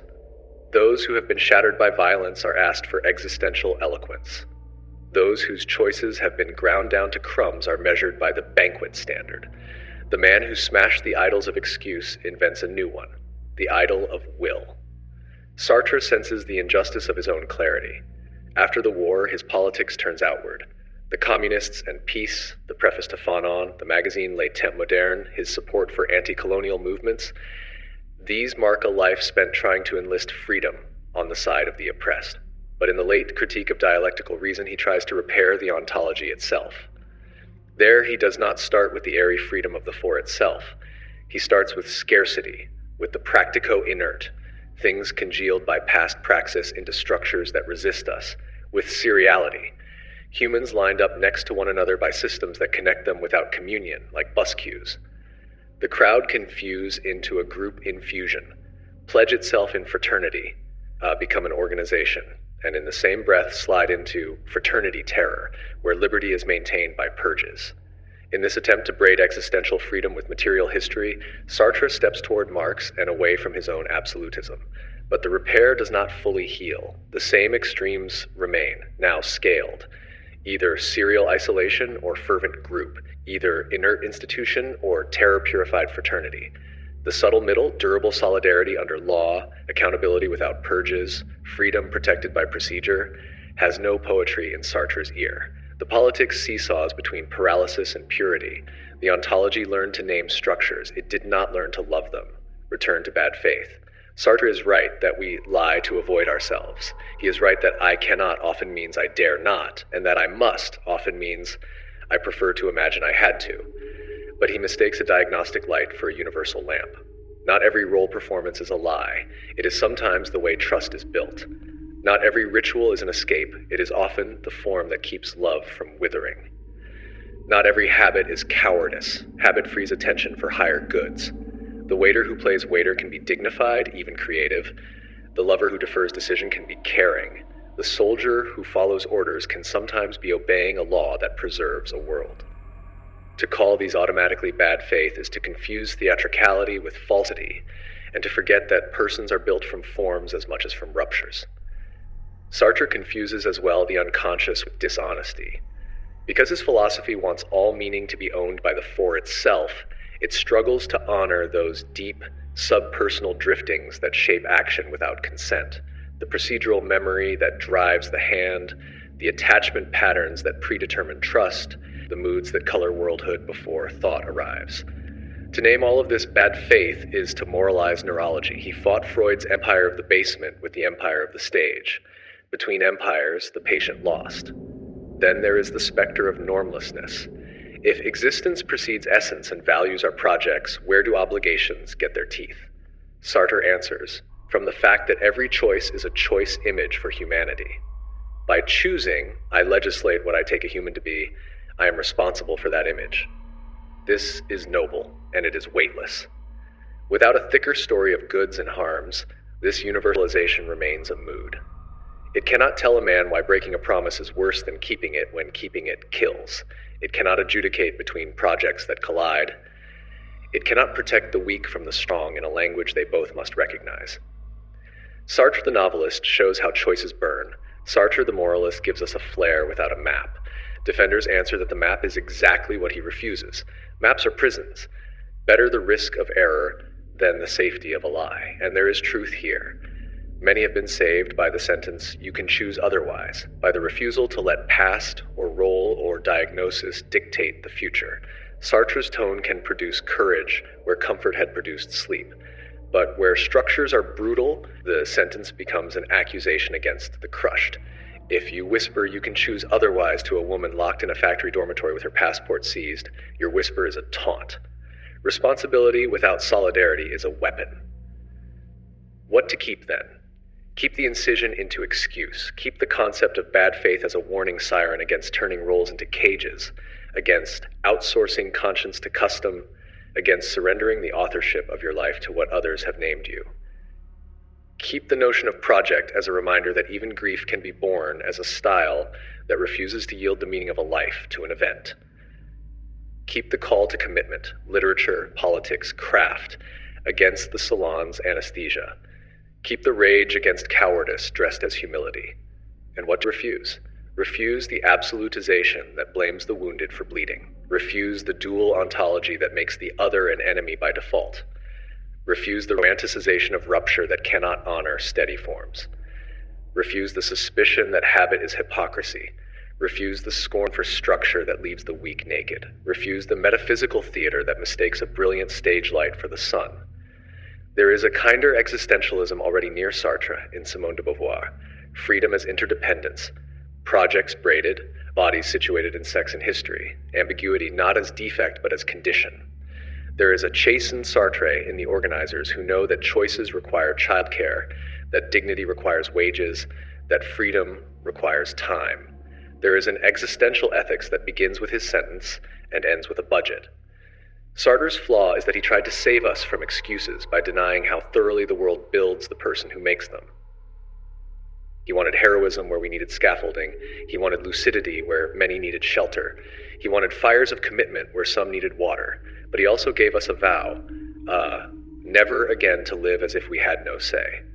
If we keep the vow and refuse the cruelty, we will have rescued the heart of his rebellion from the edge of his pride. Albert Camus, The Flaw of the Absurd Hero, Dawn, a quiet street, and the stone is already waiting. You put your shoulder to it because there is nothing else to do that would not be a lie. The sky will not answer. History will not confess. Gods are rumors the wind repeats to the frightened. Camus begins here with the hardest kindness. The world does not mean anything, and you must live anyway. He calls the collision between our hunger for sense and the world's silence the absurd. Not a joke, but a pressure, an ache where explanation does not grow. Out of that ache he forges a posture, lucidity without appeal, revolt without a heaven, love without metaphysics, work done in full light. He gives this posture a face in the figure of Sisyphus. He does not free Sisyphus from the rock, he frees him from the need for a reason larger than the rock. We must imagine Sisyphus happy, he writes, not as a sentimental glaze, but as a vow to refuse resignation and refuse false hope in the same breath. Camus is a moralist of daylight. He asks the one serious philosophical problem first, suicide, and answers with refusal. We will not quit the game because the rules are missing, and we will not invent rules to avoid the pain of playing without them. He names two temptations philosophical suicide, the leap to God, transcendence that erases the absurd with a word, and the leap to system, concept that explains suffering into usefulness. Against both, he recommends revolt, a steady, conscious no to explanation as anesthesia, a stubborn yes to work, love, and measure as if they were enough, because they must be. His virtues are simple and severe: clarity, decency, limits. His heroes are not priests of meaning, but artisans of living. Dr. Rieu in The Plague, who fights a disease he cannot conquer. The anonymous men and women who carry water, bury the dead, wipe a fevered brow with no trumpet of reward. It is an ethic of style as well as of duty. The absurd life is to be lived without appeal, no beyond, no later, no final court. Its goods are present tense, the taste of bread, the warmth of a friend's palm, the shared labor of a night watch, a sentence that does not flatter. Its courage is to renounce consolation and yet remain gentle. When the world catastrophically withholds meaning, Camus asks you to live meaningfully anyway, without pretending that meaning floats above the day. This is the largeness of his small words: decency, limits, measure. No prophet's thunder, just a clear voice that will not call your surrender virtue. But inside this clarity, a flaw begins to grow, as hairline cracks grow under glass. The flaw is not in the diagnosis of the absurd, that collision is real enough, nor in the refusal to lie about it. The flaw appears when revolt hardens into a romance, when endurance becomes a story about salvation without saying the word. 1. Revolt turns into a narrative that sedates. Camus wants Sisyphus awake, not enchanted, yet the image of Sisyphus, muscles set, forehead beaded, a private smile at the edge of exhaustion, invites an aestheticization of suffering. The rock becomes choreography, the repetition becomes a liturgy, the pain becomes a portrait that flatters the onlooker with its stoic beauty. We must imagine him happy risks becoming permission to imagine ourselves reconciled to other people's stones. The ethical vibration, do not lie, do not abandon, slides into a cinematic mood. Look how nobly he endures. What began as a refusal of myths becomes a myth of refusal. The absurd hero, meant to puncture consolations, starts consoling us with his posture. 2. Dignity replaces justice. Camus distrusts grand historical promises. He has reasons. Many promises have been paid for with innocent bodies. In The Rebel, he draws a line. The rebel says no to humiliation and yes to a human measure. The rebel refuses murder even for sacred ends. These constraints are precious guardrails, but when the no is too allergic to program, dignity can be asked to do the work of justice and fail. A doctor who fights the plague is admirable. A policy that prevents the plague is better. Vigilant endurance makes for clean consciences. It does not by itself change structural harm. Camus's distrust of teleology can drift into political minimalism, a moral presence at the scene of disaster instead of organized prevention of the next disaster. The stone keeps rolling because no one is allowed to redesign the hill. 3. Limits without grounding become taste. Camus sings hymns to measure, moderation, limit, against the intoxications of totalizing ideologies. But stripped of thicker reasons, limits can float. Why exactly should I not cross this line? Because murder defiles the rebel's revolt, he answers. True, but when knives already glint, when the boots are already at the door, measure needs teeth. His insistence on a morality that neither sanctifies killing nor excuses tyranny is noble. His refusal to anchor that morality in anything stronger than a pledge taken in the desert leaves it fragile in storms. A principle that must not appeal beyond the self is a principle that breaks when selves differ. 4. Universalizing the rock erases the hill. By declaring the absurd a human condition, Camus protects us from the special pleading of the privileged.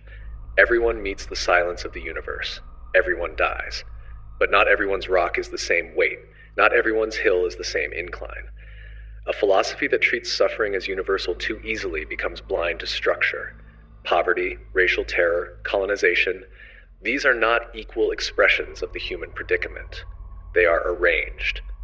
When we call the arrangement absurd, we risk placing an economic or political order under the same sky as mortality, and then forgiving it with a shrug meant for the stars. The plague is a natural disaster in Camus' allegory. In life, many plagues are produced, priced, and policed.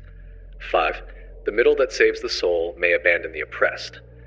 Camus' politics of refusal, neither revolutionary murder nor authoritarian order, aim to keep human beings from being turned into means. In practice, his middle sometimes amounted to no place to stand. Faced with wars that made atrocities customary, he urged truces and decency. Necessary words, insufficient instruments. There are hours when decency must come with logistics, power seized from those who use it to erase decency. Camus, faithful to limits, is slow to endorse such seizures. Those who cannot wait for a more humane dawn may hear in his refusal a beautiful abandonment. 6. The aesthetic of lucidity risks quietism. Camus's prose is clean as a scalpel. He writes to prevent intoxication, but stylistic chastity can become a creed. To live without appeal can harden into living without petition. No claims on institutions, no demand for new forms, only stoic maintenance of the old with more compassion. He knows better.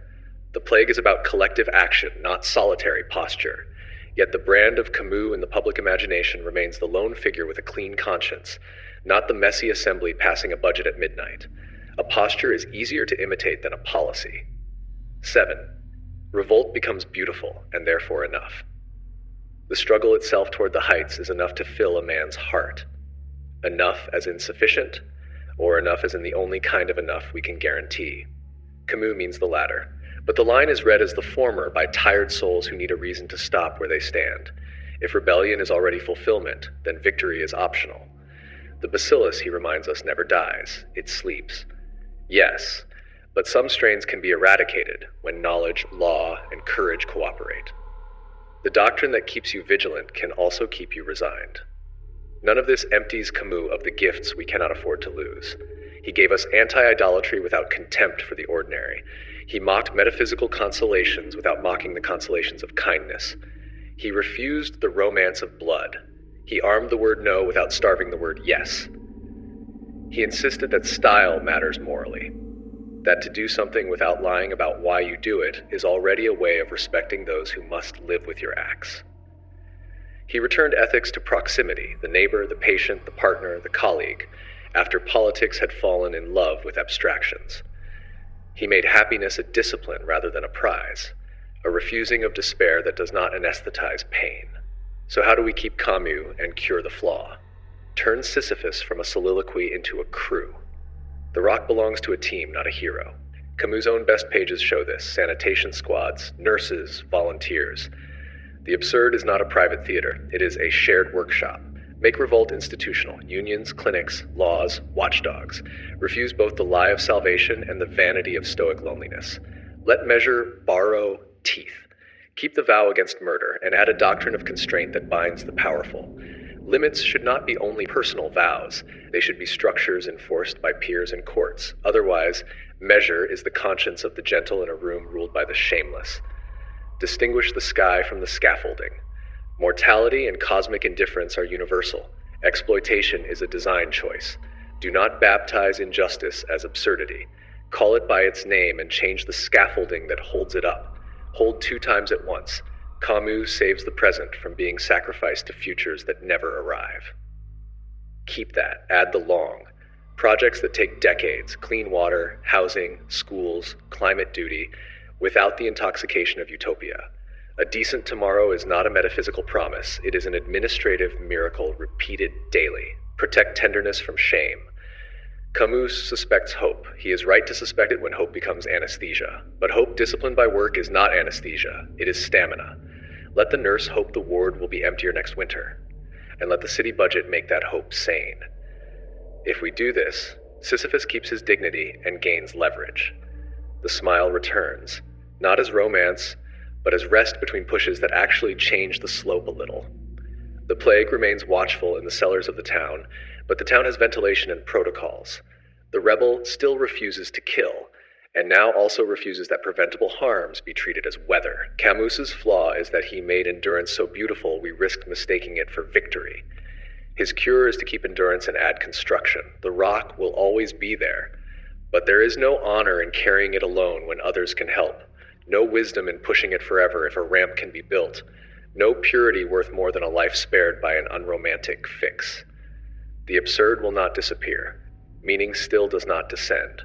But we can raise platforms under one another, and that is not a lie. It is solidarity without myth. Martin Heidegger, The Flaw of Being-toward-Death.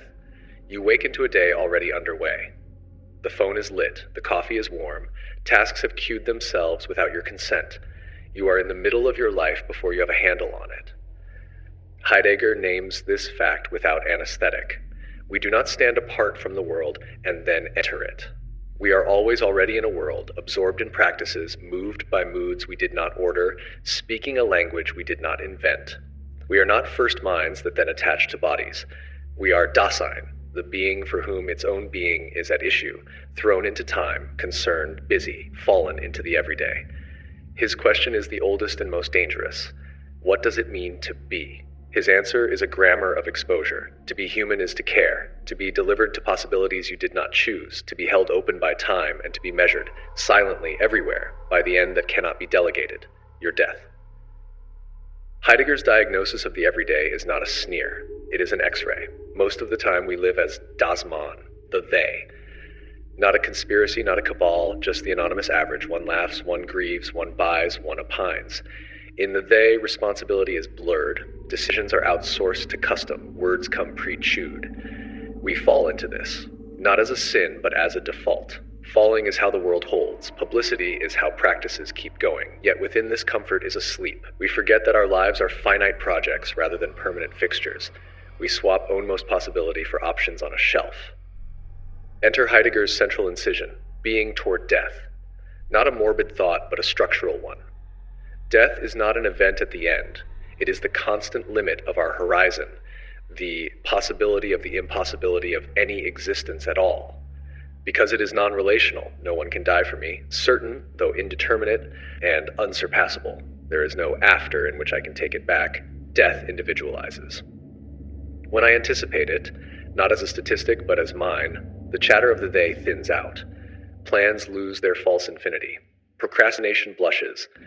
In the call of conscience, I hear nothing but a summons to take over my thrownness as my own, resolve to be the one who enacts these possibilities in the time that remains. Authenticity is not moodiness. It is owning the fact that the calendar bleeds. It is a terrifying, terrifying clarity. It is also a liberation. By exposing the counterfeit immortality secretly assumed by everydayness, Heidegger returns urgency to the ordinary. This friendship must be tended now, this craft must be practiced now, this silence must be allowed now. He binds care, sorge, to finitude so that care has a spine. He binds understanding to projection so that knowing is not voyeurism, but involvement. He binds truth to unconcealment, aletheia. What shows up as mattering to a being that will end. And here, precisely where the philosophy is strongest, the flaw begins. Being toward death is meant to awaken. Handled incautiously, it drains. The same anticipation that can carve out resolve can also starve the soil of other measures. Memory, promise, dependency, institution, festival. Death becomes the supreme teacher, and everything else enrolls in its class. The result is a curriculum of austerity whose virtues, seriousness, lucidity, decision, risk crowding out the softer excellences without which a life withers. Play that is not instrumental to anything, care that is comfortable with repetitiveness, trust that leans on others without apology. When death is too central, life becomes a rehearsal for a posture at the cliff's edge. Heidegger intends no morbid cult. He opposes two errors: fleeing death into busy distraction and clinically objectifying death as a medical fact. He wants a third way: anticipation, letting the limit open the meaning of what is before the limit. But human minds are obedient to gravity. What stands highest in the system acquires aura. If death is the possibility that individuates me absolutely, then the forms of meaning that do not individualize, shared rituals, inherited roles, thick institutions, begin to look like concessions to the they. Being a good son, a faithful craftsperson, a reliable neighbor, a member of a choir, these can start to seem like evasions unless they are reinterpreted as personal projects owned in resoluteness. The everyday must request permission from the abyss. There is a second slide. From authenticity as owned finitude to authenticity as heroic stance. Heidegger warns against it. Readers still fall. The language of resoluteness, of choosing oneself in the face of the end, invites theatrics. A person can begin to curate a self at the edge, grave, stripped, allergic to consolation, and mistake the posture for the thing. Moods in Heidegger are not decorations, they are disclosive. Anxiety, angst, loosens the grip of the they by dissolving the world's familiar relevance. It shows the null basis of projection. But elevated to an ethic, anxiety becomes an affect to be pursued, a purity test for being serious. We all know the person who performs depth by refusing delight. The shadow of being and time makes it easy to confuse heaviness with authenticity. The deepest seam of the flaw is methodological. Death is the limit of possibility. Anticipating it throws me back upon my own most possibility, to be this one who will die. That emphasis on own most can bend towards solipsism by seriousness. The structures by which lives are sustained, economies of care, dependencies across generations, infrastructures of health and law, easily drop below the threshold of disclosure when death is the phenomenological cudgel. In the name of freeing us from the they, we risk privatizing meaning. Finitude then becomes not a common medium that requires mutual aid, but a private spur pressed into each rib. You choose. The ethics that follows is wicked thin. Resoluteness toward one's projects, acknowledgement of one's guilt, being answerable for the null basis of chosen possibilities, openness to the call, but little about how the shared world must be built so that many can answer any call at all. Heidegger tries to secure the social in his notion of worldhood. Equipment belongs together. Significance is a web. Even solitude borrows hammers others forged. He knows Mitsein. Being with is existential, not added later. But under the spotlight of death, being with recedes. The one who must die alone takes center stage, the chorus of dependence, maintenance, child-rearing, nursing, teaching, feeding, those without which any resolute project collapses, is dimmed. Authenticity is harvested from a field someone else irrigated. Then there's time. Heidegger's time is not clocks, but ecstasies, the stretching that lets past, present, and future be equiprimordial. In authenticity, the future, toward death, gathers the past, having been, and steadies the present, making present, into a unified temporal stance. It is a brilliant relief against both presentism and nostalgia. Yet the same primacy of the future in gathering can lead to a quiet contempt for repetition. The comfort of a ritual can be misread as captivity, the holiness of maintenance mistaken for slumber.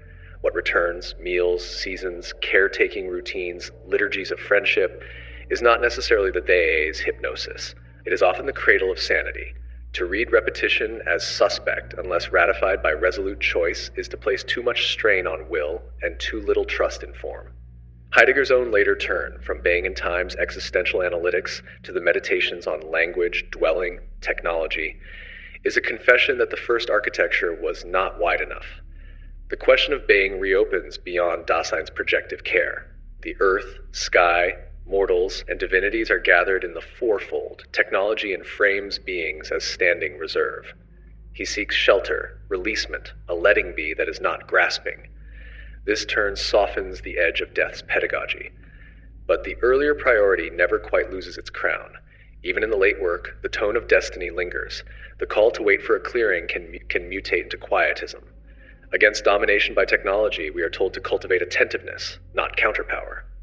To a nurse in a heat-stressed hospital, that answer is a poem, not a plan. There is another darkness that can't be dodged. Heidegger's political catastrophe, his embrace of a regime that carved graves at industrial scale, is not the flaw we are naming, but it reveals a path by which the flaw can travel, from authenticity to obedience, if the call is allowed to dress in the voice of the moment's power. If resoluteness is prized and the content of what one resolves upon is left to history's thunder, the thunder can pick your projects for you. Being-toward-death can be conscripted into a cult of sacrifice, that they can be named as enemies. Destiny can be nationalized. That appropriation is not licensed by being and time. It was nevertheless enabled by a posture that romanticizes decision while under-articulating justice. So what would a cured form of Heidegger's insight look like? Keep death as teacher, but demote it from headmaster. Let it remind, not reign. Let mortality sharpen gratitude for the banal and make room for play. Let it individualize without isolating. Every ending is mine, and the conditions for a bearable ending are ours. Move the call of conscience from a private summons to a shared alarm. You are finite, so is your neighbor. Therefore build systems that buy time for both. Recenter being with until it becomes audible even under anxiety's hum. Authenticity can be relational. Parents resolve to be reliable for children they will not outlive. Friends resolve to carry each other through illness. Artisans resolve to maintain a craft that predates and will outlast them. Citizens resolve to preserve institutions that support the weak when their projects collapse. These are not evasions into the they are forms of owned finitude. The ownmost need not mean most solitary. Honor repetition as a house for the finite. A vow repeated is not less authentic than a choice made with a shout. A ritual can be the husk that keeps a meaning from evaporating in weather. A schedule can be the architecture in which a fragile person does not fall through the day. Being-toward-Death, revised, would reveal not only the vanity of indefinite postponement, but the dignity of maintenance, the steady keeping of things from breaking while we still can. Translate resoluteness into responsiveness. The call of conscience says nothing determinate. It says, be guilty. Own that your possibilities have no ultimate warrant. Good. Add another sentence. Since no warrant crowns you, bind yourself to criteria that protect others from your choices. Law, procedure, accountability. Authenticity without accountability is performance. With it, authenticity can become service. Finally, change the lighting on time. Instead of the future gathering all, let the present claim a thicker sanctity. Persons are not only projects aimed at ends, they are also presences whose worth is not exhausted by plans. Let having been include debts to the dead that are not only about our self-becoming. Let making present include Sabbath, festival, play. Let toward death include gratitude instead of only gravity.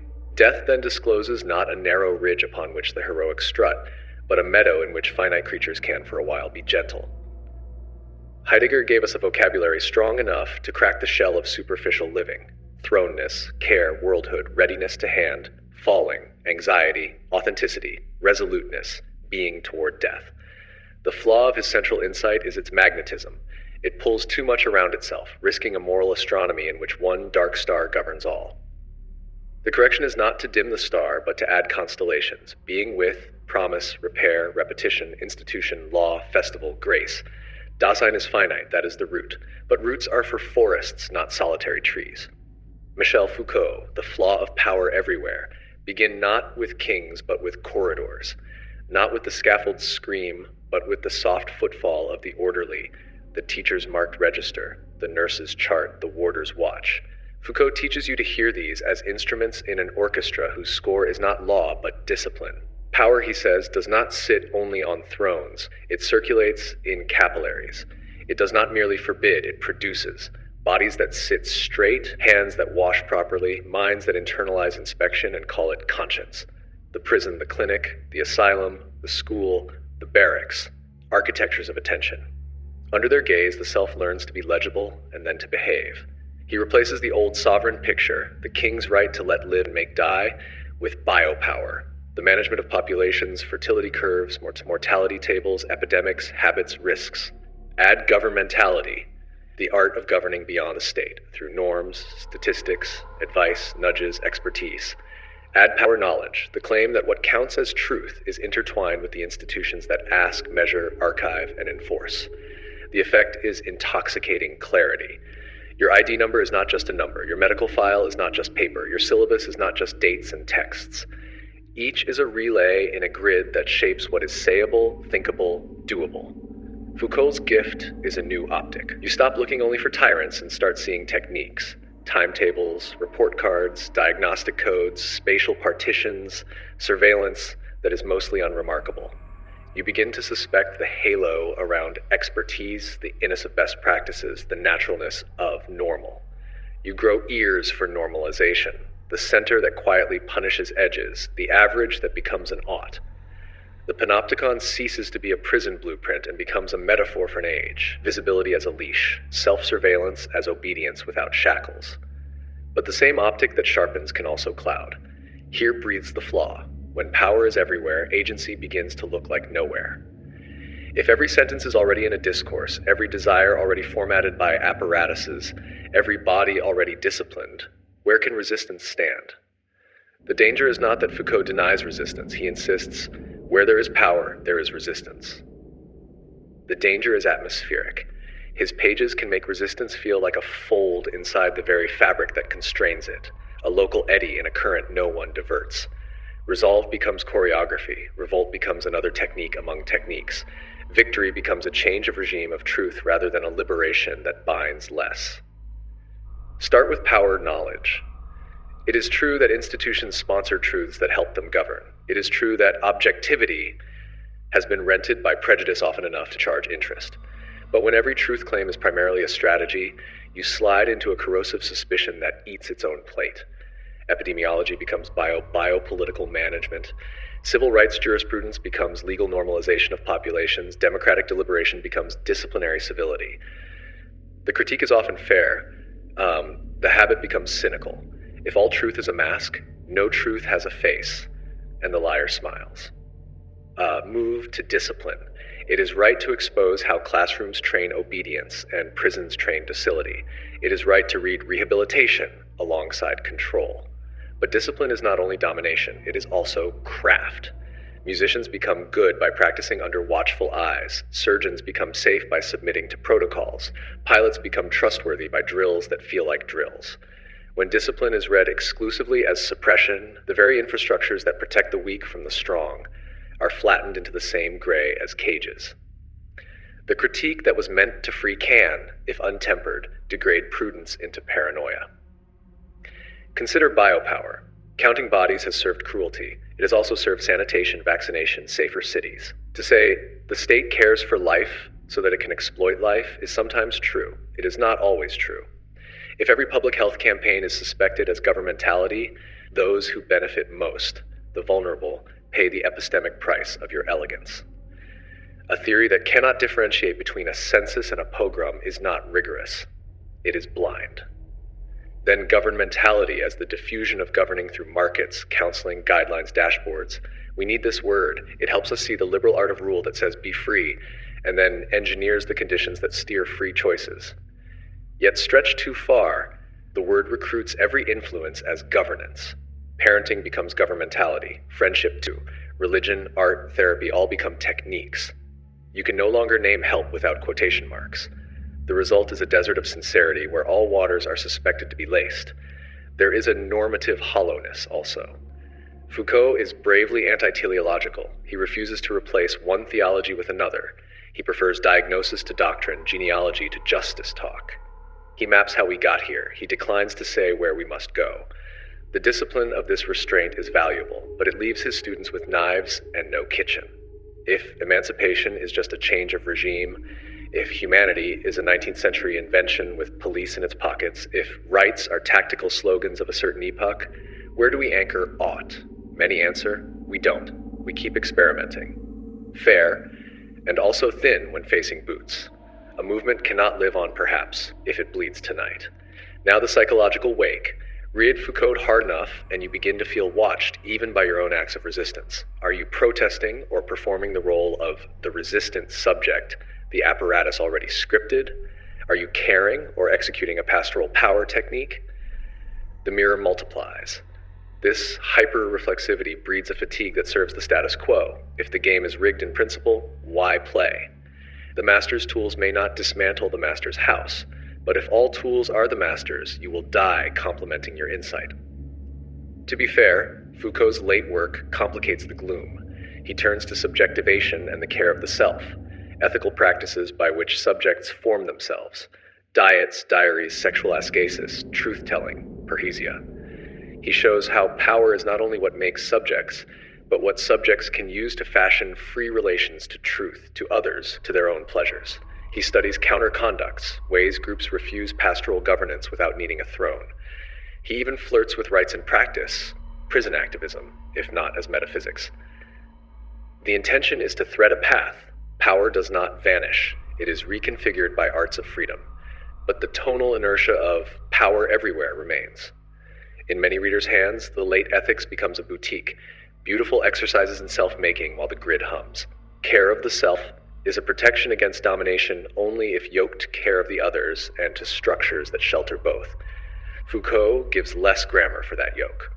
Meanwhile, genealogical brilliance can slip into presentism by revealing the contingency of our norms, madness, sexuality, punishment. It tempts a shrug toward any norm. If everything is contingent, nothing is defensible except as a mood. So what is the cure that keeps Foucault's radiance and mutes his shadow? Distinguish forms of power. Not all power is domination. Keep the plurality: coercive power, disciplinary power, epistemic authority, infrastructural power, democratic power. Refuse the flattening that makes hospitals and prisons, teaching and policing equally suspect by ontology instead of by evidence. Bind critique to criteria. Let genealogies end with tests. Does this practice increase the bargaining power of the least powerful? Does this surveillance have due process, transparency, sunset clauses, audit trails? Does this normalization reduce avoidable suffering? Without such teeth, critique is theater. Anchor truth without naivety. Accept that institutions shape truth, and also that some claims are better, predictive, reproducible, less harmful. Keep peer review, adversarial debate, open data, participatory design. Otherwise, regimes of truth becomes a permission slip for charlatans. Build institutions of resistance, not only episodes. Celebrate riots less than rules that prevent the reasons for riots. Panopticism's answer is not only masks and graffiti, it is oversight boards, privacy law, data trusts, worker councils, community health with democratic governance. Freedom needs machinery. Keep care from collapsing into pastoral domination. Design services with opt-out, plural providers, user councils, redress. The difference between care and control is consent plus exit. Encode both. Name goods out loud. Foucault's reticence protects us from false universals. Still, say, dignity, non-domination, equality before law, freedom of conscience, bodily autonomy. Say them not as metaphysical idols, but as political commitments that organize power in defensible ways. Teach parrhesia for the weak. Truth-telling that risks status is heroic when professors do it. It is dangerous when gig workers do. Build shields, anti-retaliation statutes, whistleblower funds, unions. Courage without cover is martyr-making. Keep then the vigilance he gave us, the sense that power hides in kindness, that files can wound, that categories can cage, that normal is often the most violent word. Keep the archaeological patience that digs beneath, that's just how it is. Keep the joy of discovering that natural histories have authors and budgets. Keep the fascination with practices through which we become diets of attention, disciplines of speech, intimacies that remake us. Refuse the spell that says everything is nothing but power. Refuse the austerity that can only negate and never legislate. Refuse the cheek of suspicion that cannot recognize craft when it protects. Refuse the theory that makes the powerless feel brilliant and stay powerless. If you do, Foucault becomes what he should be. Not a prophet of futility, but a manual for lucidity. A way to see the gears so that you can change, slow, grease, or break them. Power is indeed everywhere. So are hands. So are votes, budgets, bylaws, strikes, clinics, and schools that do not humiliate. So are counterpublics and courtrooms and encryption keys and open meetings. The point of seeing the grid is not to worship its inevitability. It is to rewire it. Ludwig Wittgenstein, The Flaw of Language Games. First, a room with ordinary objects, a chair, a teacup, a window, a hand raised to point. Someone says chair, someone sits, someone nods. The air is calm. Philosophy has been stunned by its own storms. Wittgenstein walks in and throws open the shutters. Don't think, look. What you need is not a new metaphysical sky, but the grammar of your life. Words do not hover over things like ghosts. They live in uses, woven into practices. Meaning is not a halo. It is the work a word does in a form of life. This is the later Wittgenstein's gift. He turns problems into knots of language and shows you how to untie them. Don't ask, what is meaning in itself? Watch how meaning is taught, checked, corrected. Don't ask, what is time, essentially? Look at the calendars, the promises, the clocks, the games where now, later, earlier, again are learned. Don't demand a definition of game. List the family resemblances that connect chess and tag and solitaire without one essence. Don't imprison sensation in a private theater. Follow the public criteria by which pain is recognized, soothed, faked, punished, forgiven. You discover that philosophy's monsters were often shadows cast by a word losing its footing. Give the word back its footing, the monster dissolves. The atmosphere is therapeutic, almost exorcistic. We were bewitched by a picture, he says. The cure is to bring words home from their holiday. This is why his investigations are mosaics of reminders, examples, miniatures, ordinary scenes where meaning shows itself without drum rolls, builders calling block and slab, a child learning to read, a mathematician following a rule. The magic trick is exposed. Understanding is not a light turning on inside the skull. It is the ability to go on to play a practice rightly, to be corrected and correct in turn. But in the very excellence of this cure, the flaw begins to form, a thin crack running under the surface like a hairline in glass. If meaning is used in a language game, and language games are anchored in forms of life, then how do we step outside a game to judge it? What gives us leverage to say, this grammar is cruel, this form of life is blinding, this criteria erase a people? When every statement is placed into a practice, critique risks becoming a move within that practice, tolerated, ignored, or punished by its rules. The danger is not theoretical relativism so much as political quietism, a soft instruction to accept what we say we do because that is simply what we do. Consider pain. Wittgenstein's refusal of a private language is a mercy against solipsism. If meaning were wholly private, no one could learn a word, share a wound, or lie. Pain talk is public, trained, corrected, bound to criteria.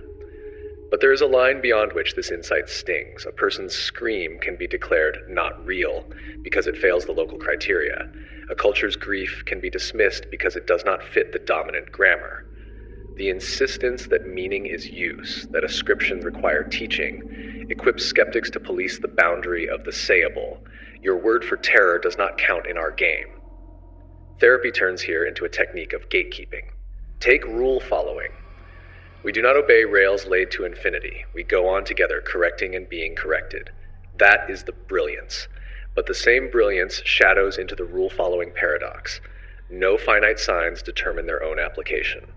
Plus could be quus, add normally up to 57 and return 5 thereafter, unless a community stabilizes it. Meaning is not in the head, it is in the custom. If so, where do we lodge normativity? If what counts as following just is what we will treat as following, the space for principled dissent narrows. This is simply what we do, can defend mathematics against nonsense, and it can defend practices that should be broken. Communities stabilize truths, communities also stabilize lies. Add on certainty. Late Wittgenstein names hinge propositions, irrational certainties like, here is a hand, the earth existed before I was born, my name is LW. These are not known by evidence. They are the riverbed in which evidence flows. This is sobriety against idealized skepticism. It is also a temptation to declare as a hinge whatever a culture is tired of defending. What if the hinge is, people like this are dangerous, women are unreliable reasoners, marriage means this and only this? You can reply, those are not hinges, they are prejudices. True, but where is the court of appeal that says so, if not another language game with its own hinges? The door risks becoming locked by the same grammar that installed it. Then ethics and religion. In the lecture on ethics, Wittgenstein says that ethical value is nonsense in the technical sense. It reaches for what cannot be put into words. It tries to run beyond the limits of language. One hears humility in this. The sacred belongs to silence. Life's meaning is shown, not said. But the silence is double-edged. The more we consign absolute value to the unsayable, the more our public language becomes thin, capable of cataloging rules of use, suspicious of claims to oughts that lean beyond usage. You can keep an inner flame, but common speech becomes a workshop without windows. Think of metaphysics, whereof one cannot speak, thereof one must be silent. The sentence is a disinfectant. It kills pseudo-problems. It also kills some questions before they have learned to crawl. If mind, self, world, God, justice are not to be pictured as ghostly objects, what are we to do with them? For Wittgenstein, we examine their grammar. But grammar can become a padded room, every leap evaluated as a misuse, every reach toward generality clipped back to the local stool where a word sits at work. Philosophy becomes traffic control instead of road building. To be cured of illusions is good. To be cured of ambition may be something else. Move to politics. The later Wittgenstein did not design a politics, he designed a temper. It is skeptical of foundations, friendly to practices, eager to hear many voices, hostile to a single theory that claims to speak for all. This can be a democratic genius, a resistance to tyranny by sentence. It can also be a wedge against strong critique. If forms of life are the last court, then reformers who speak a language not recognized are easily disqualified as speaking nonsense. You are not using marriage, citizen, person correctly. Your pronouns aren't English. Your harassment is just flirting in our game. The ones who need new words are told to earn them by playing a game that refuses them entry. The therapy asks the patient to accept the clinic's dictionary, and there is the personal cost. Wittgenstein's method trains a hyper-attention to the literal, a suspicion of flights. If you live in it too long, you grow shy of saying anything not already licensed by a shared use. Your speech becomes precise and small. Your imagination censors itself in advance. Meaning is use, starts as emancipation from metaphysical fog, and ends as a discipline of reticence. The world feels flatter, cleaner, safer, and, if you are honest, a little colder. You can no longer speak of your sorrow except as what we call sorrow. The room remains ordinary. You have forgotten that sometimes we need to blow the shutters off. This is not to deny what should never be denied. Without Wittgenstein, we would keep begging for the essence of meaning, confused by our own nouns. We would still hunt for the ghost of the mind in a place no ghost could be. We would still think rules operate like invisible rails rather than like promises and practices. We would still misunderstand pain by imagining it as a private object. We would still assume that definitions are how children learn words. We would still mistake the itch of metaphysics for need. He taught us to see the plural, many tools, many uses, many ways of going on well. No single picture big enough to hold life. So how do we keep that gift and cure the flaw? Let games be porous. A language game is not a cell. It is a room with doors and windows, corridors and courtyards. Practices overlap, borrow, fuse, and fight. Translation is not betrayal. It is how forms of life learn. The right question is not, which game owns this word, but what happens if we try this move across games? What breaks? What heals? Who pays? Add friction from the world. Words are not mirrors of essences, but neither are they free inventions. Reality pushes back. A thermometer's grammar would be different if mercury did not expand with heat. Disease talk would be different if pathogens did not behave. Keep Wittgenstein's anti-essentialism and add non-linguistic resistance as a source of normativity. Practices answer to what they cope with, not only to each other. Distinguish description from endorsement. This is what we say does not entail, this is what we should go on saying. Make the point explicit, loudly. Teach grammar as diagnosis and pair it with critique. Whose form of life is centered by this usage? Whose experience is erased? What alternatives exist? What harms accrue if we keep speaking this way? Upgrade hinges to charters. Some certainties must be announced, not merely assumed. All persons have equal moral standing. No one may be tortured. Consent governs sex. Racial hierarchy is unjust. They are not hinges by nature. They are political commitments we constitutionalize so that our language games cannot devour them when fashion swings. We do not pretend they are logical necessities. We promise to enforce them. Treat ethics as grammar with bite. Keep the insight that moral language is woven into practices, promise, apology, blame, forgiveness, and then sharpen it with teeth, institutions, procedures, remedies. Otherwise, our practices to apologize remains theater. Let meaning is use cash out in laws that protect the uses we claim to honor. Protect invention. New words and new uses are not mistakes, they are proposals. Build hospitable forums where communities can negotiate vocabulary without ridicule. The pluralism of language games then becomes a platform for change, not offense. Recover the right to wonder. Keep the discipline that dissolves pseudo-questions. Keep also the liberty to ask big ones again, carefully. What would count as a world shared justly? What forms of life let many flourish? How should science and poetry talk? These are not ghosts, they are invitations. The later Wittgenstein's modesty should be a tonic, not a muzzle. If we do this, the ordinary room remains and grows. Grammar is still therapy, but now the therapy ends with a discharge plan. We look and we also build. We refuse the picture that bewitched us, and we also dare to draw a better one. Language games no longer dissolve agency. They become the sites where agency organizes itself, to rename, to resist, to repair. Wittgenstein's flaw is that in saving us from metaphysical fantasies, he risked taming our capacity to change what we do. He taught us to see how our words live. We must teach ourselves to let them live differently when justice asks. His ladder is still useful. We just shouldn't leave it leaning only against the wall of description. We can climb it to a balcony where ordinary life, chairs, cups, windows, hands, becomes not only clear, but also kinder, because we decided together to speak and act that way. Plato, the flaw of perfect forms. Plato is the founding ghost of Western philosophy. His shadow stretches over every thinker that came after him. His fingerprints linger on every system of thought, and his ideas haunt even those who swore to escape him. He is not just a philosopher, he is the architect of a way of seeing the world that makes reality itself seem suspicious. In Plato's vision, this life, the one of flesh and blood, dust and hunger, laughter and pain, is not the true reality. It is a flicker, a fragile performance, a faint and distorted echo of something far higher. For him, the visible world is deceptive. The chair you sit on is not truly a chair, but a crude attempt to imitate the eternal, perfect form of chairness. A face you find beautiful is not beauty itself, but only a fading reflection of the eternal form of beauty. Even justice in a court of law is a flawed rehearsal for the perfect, eternal justice that resides in a realm beyond time. He built a metaphysical cathedral where truth is always elsewhere. He called it the world of forms, a realm untouched by decay, eternal, unchanging, flawless. And with this vision, he offered humanity something intoxicating, the promise that the imperfections of this world do not matter, because the real world, the true world, is pure, eternal, incorruptible. But this cathedral is built on a dangerous foundation. Because if you declare that the invisible perfect realm is the only true reality, you begin to despise the visible one. If you say that the ideal matters more than the actual, then human beings themselves, fragile, imperfect, contradictory, begin to look expendable.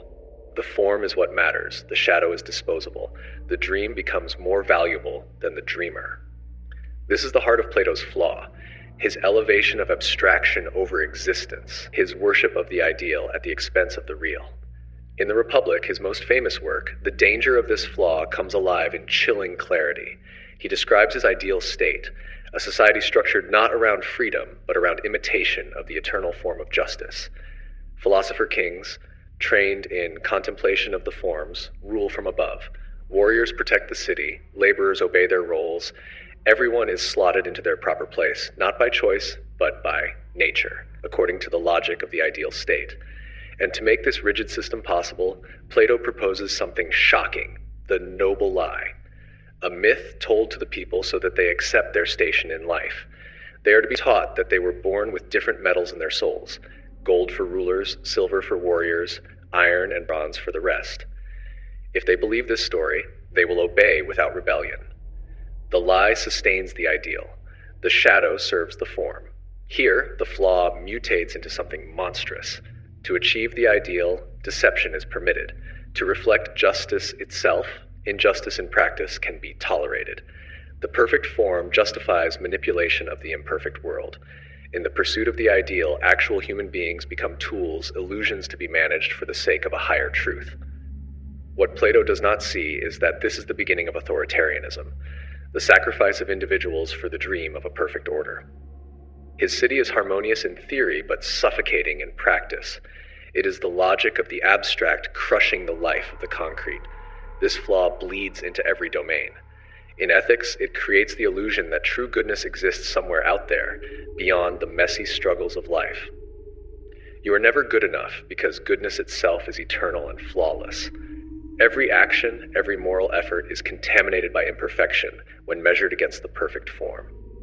Life becomes a constant failure to match an unreachable ideal. In art, it poisons beauty. The painting you love, the song that moves you, the body that fascinates you, all of these are shadows. None are beauty itself. The more you love them, the more you are reminded that they are insufficient, that the true beauty lies beyond your reach. Every pleasure is haunted by disappointment, every joy undermined by the accusation that it is only a shadow. Even in knowledge, the flaw appears.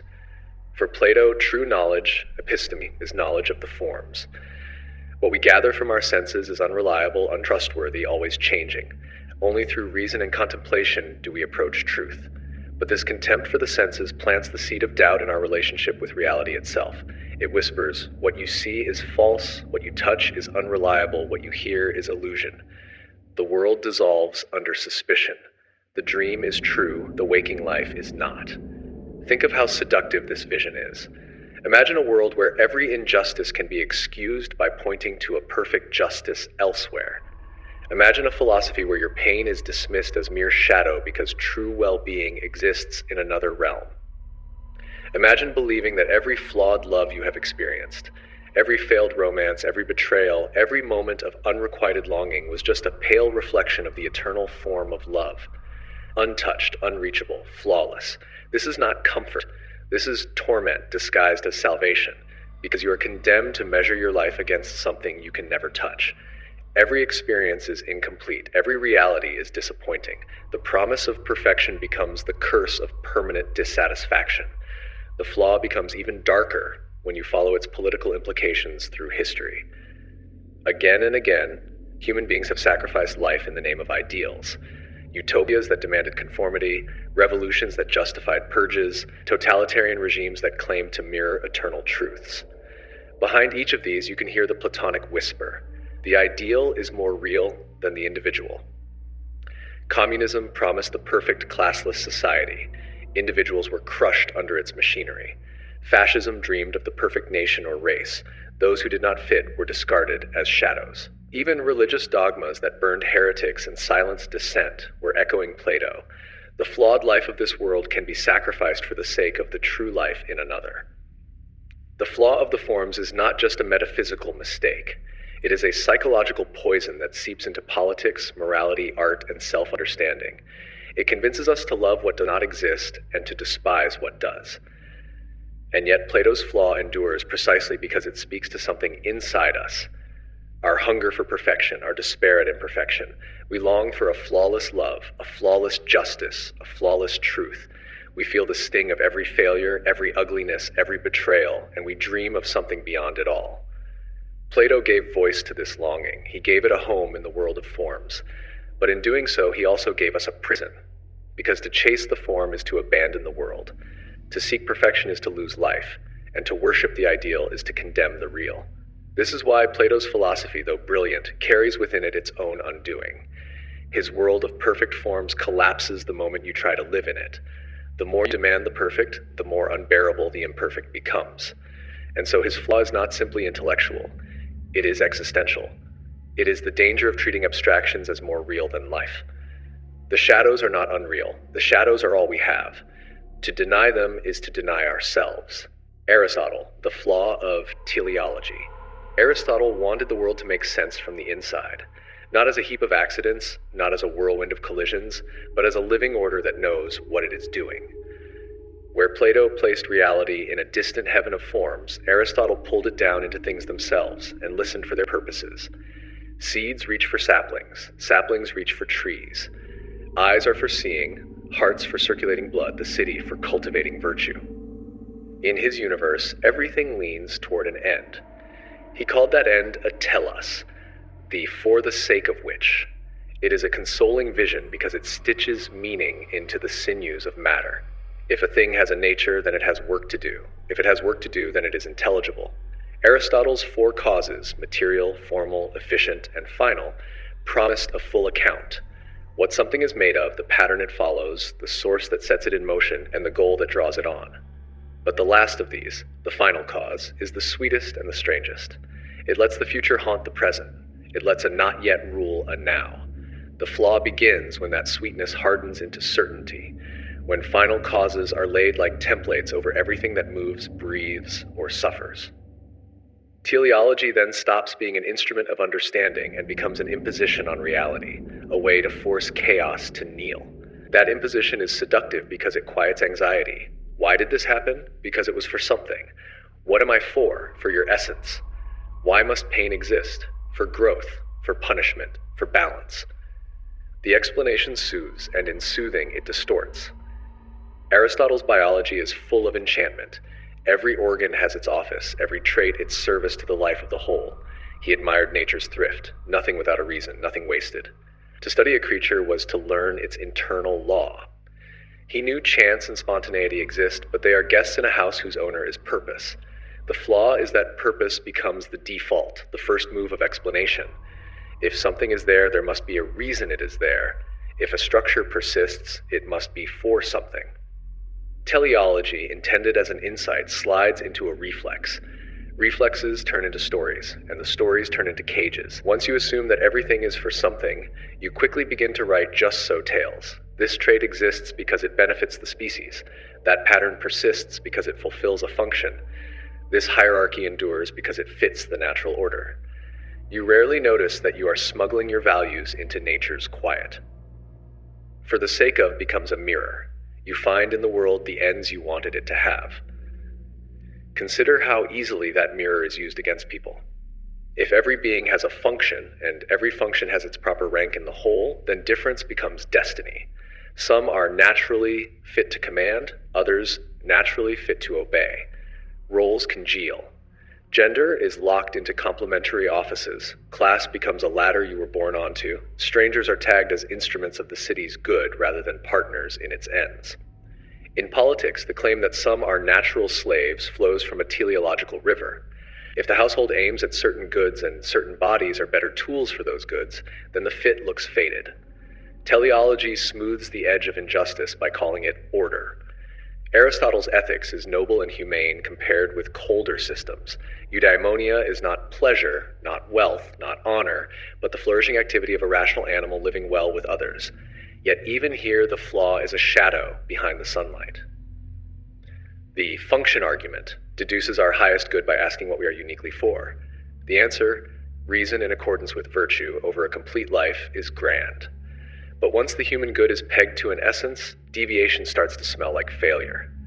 Lives that do not orbit rational excellence, lives of care, craft, art, contemplation in hybrid forms, lives spent in repair rather than display, become lesser, not because they harm others, but because they do not fit the function.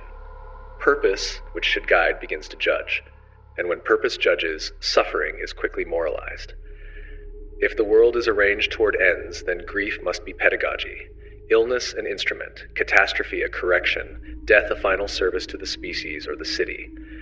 You begin to tell yourself, it had to happen for a reason. You begin to find solace in necessity. The psyche grows calluses where compassion should be. Teleology, at its worst, becomes a theology of cruelty without a god. Aristotle's physics shares the same hunger for interior directedness. Motion seeks rest where it belongs, earth downward, fire upward, the spheres in perfect circles moved by the desire for the unmoved mover.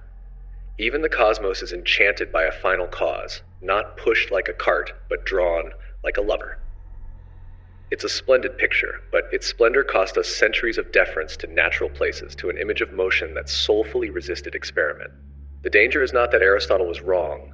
All grand theories are wrong in places, but that teleology made wrongness feel sacred. If the end is noble, who are we to question the path?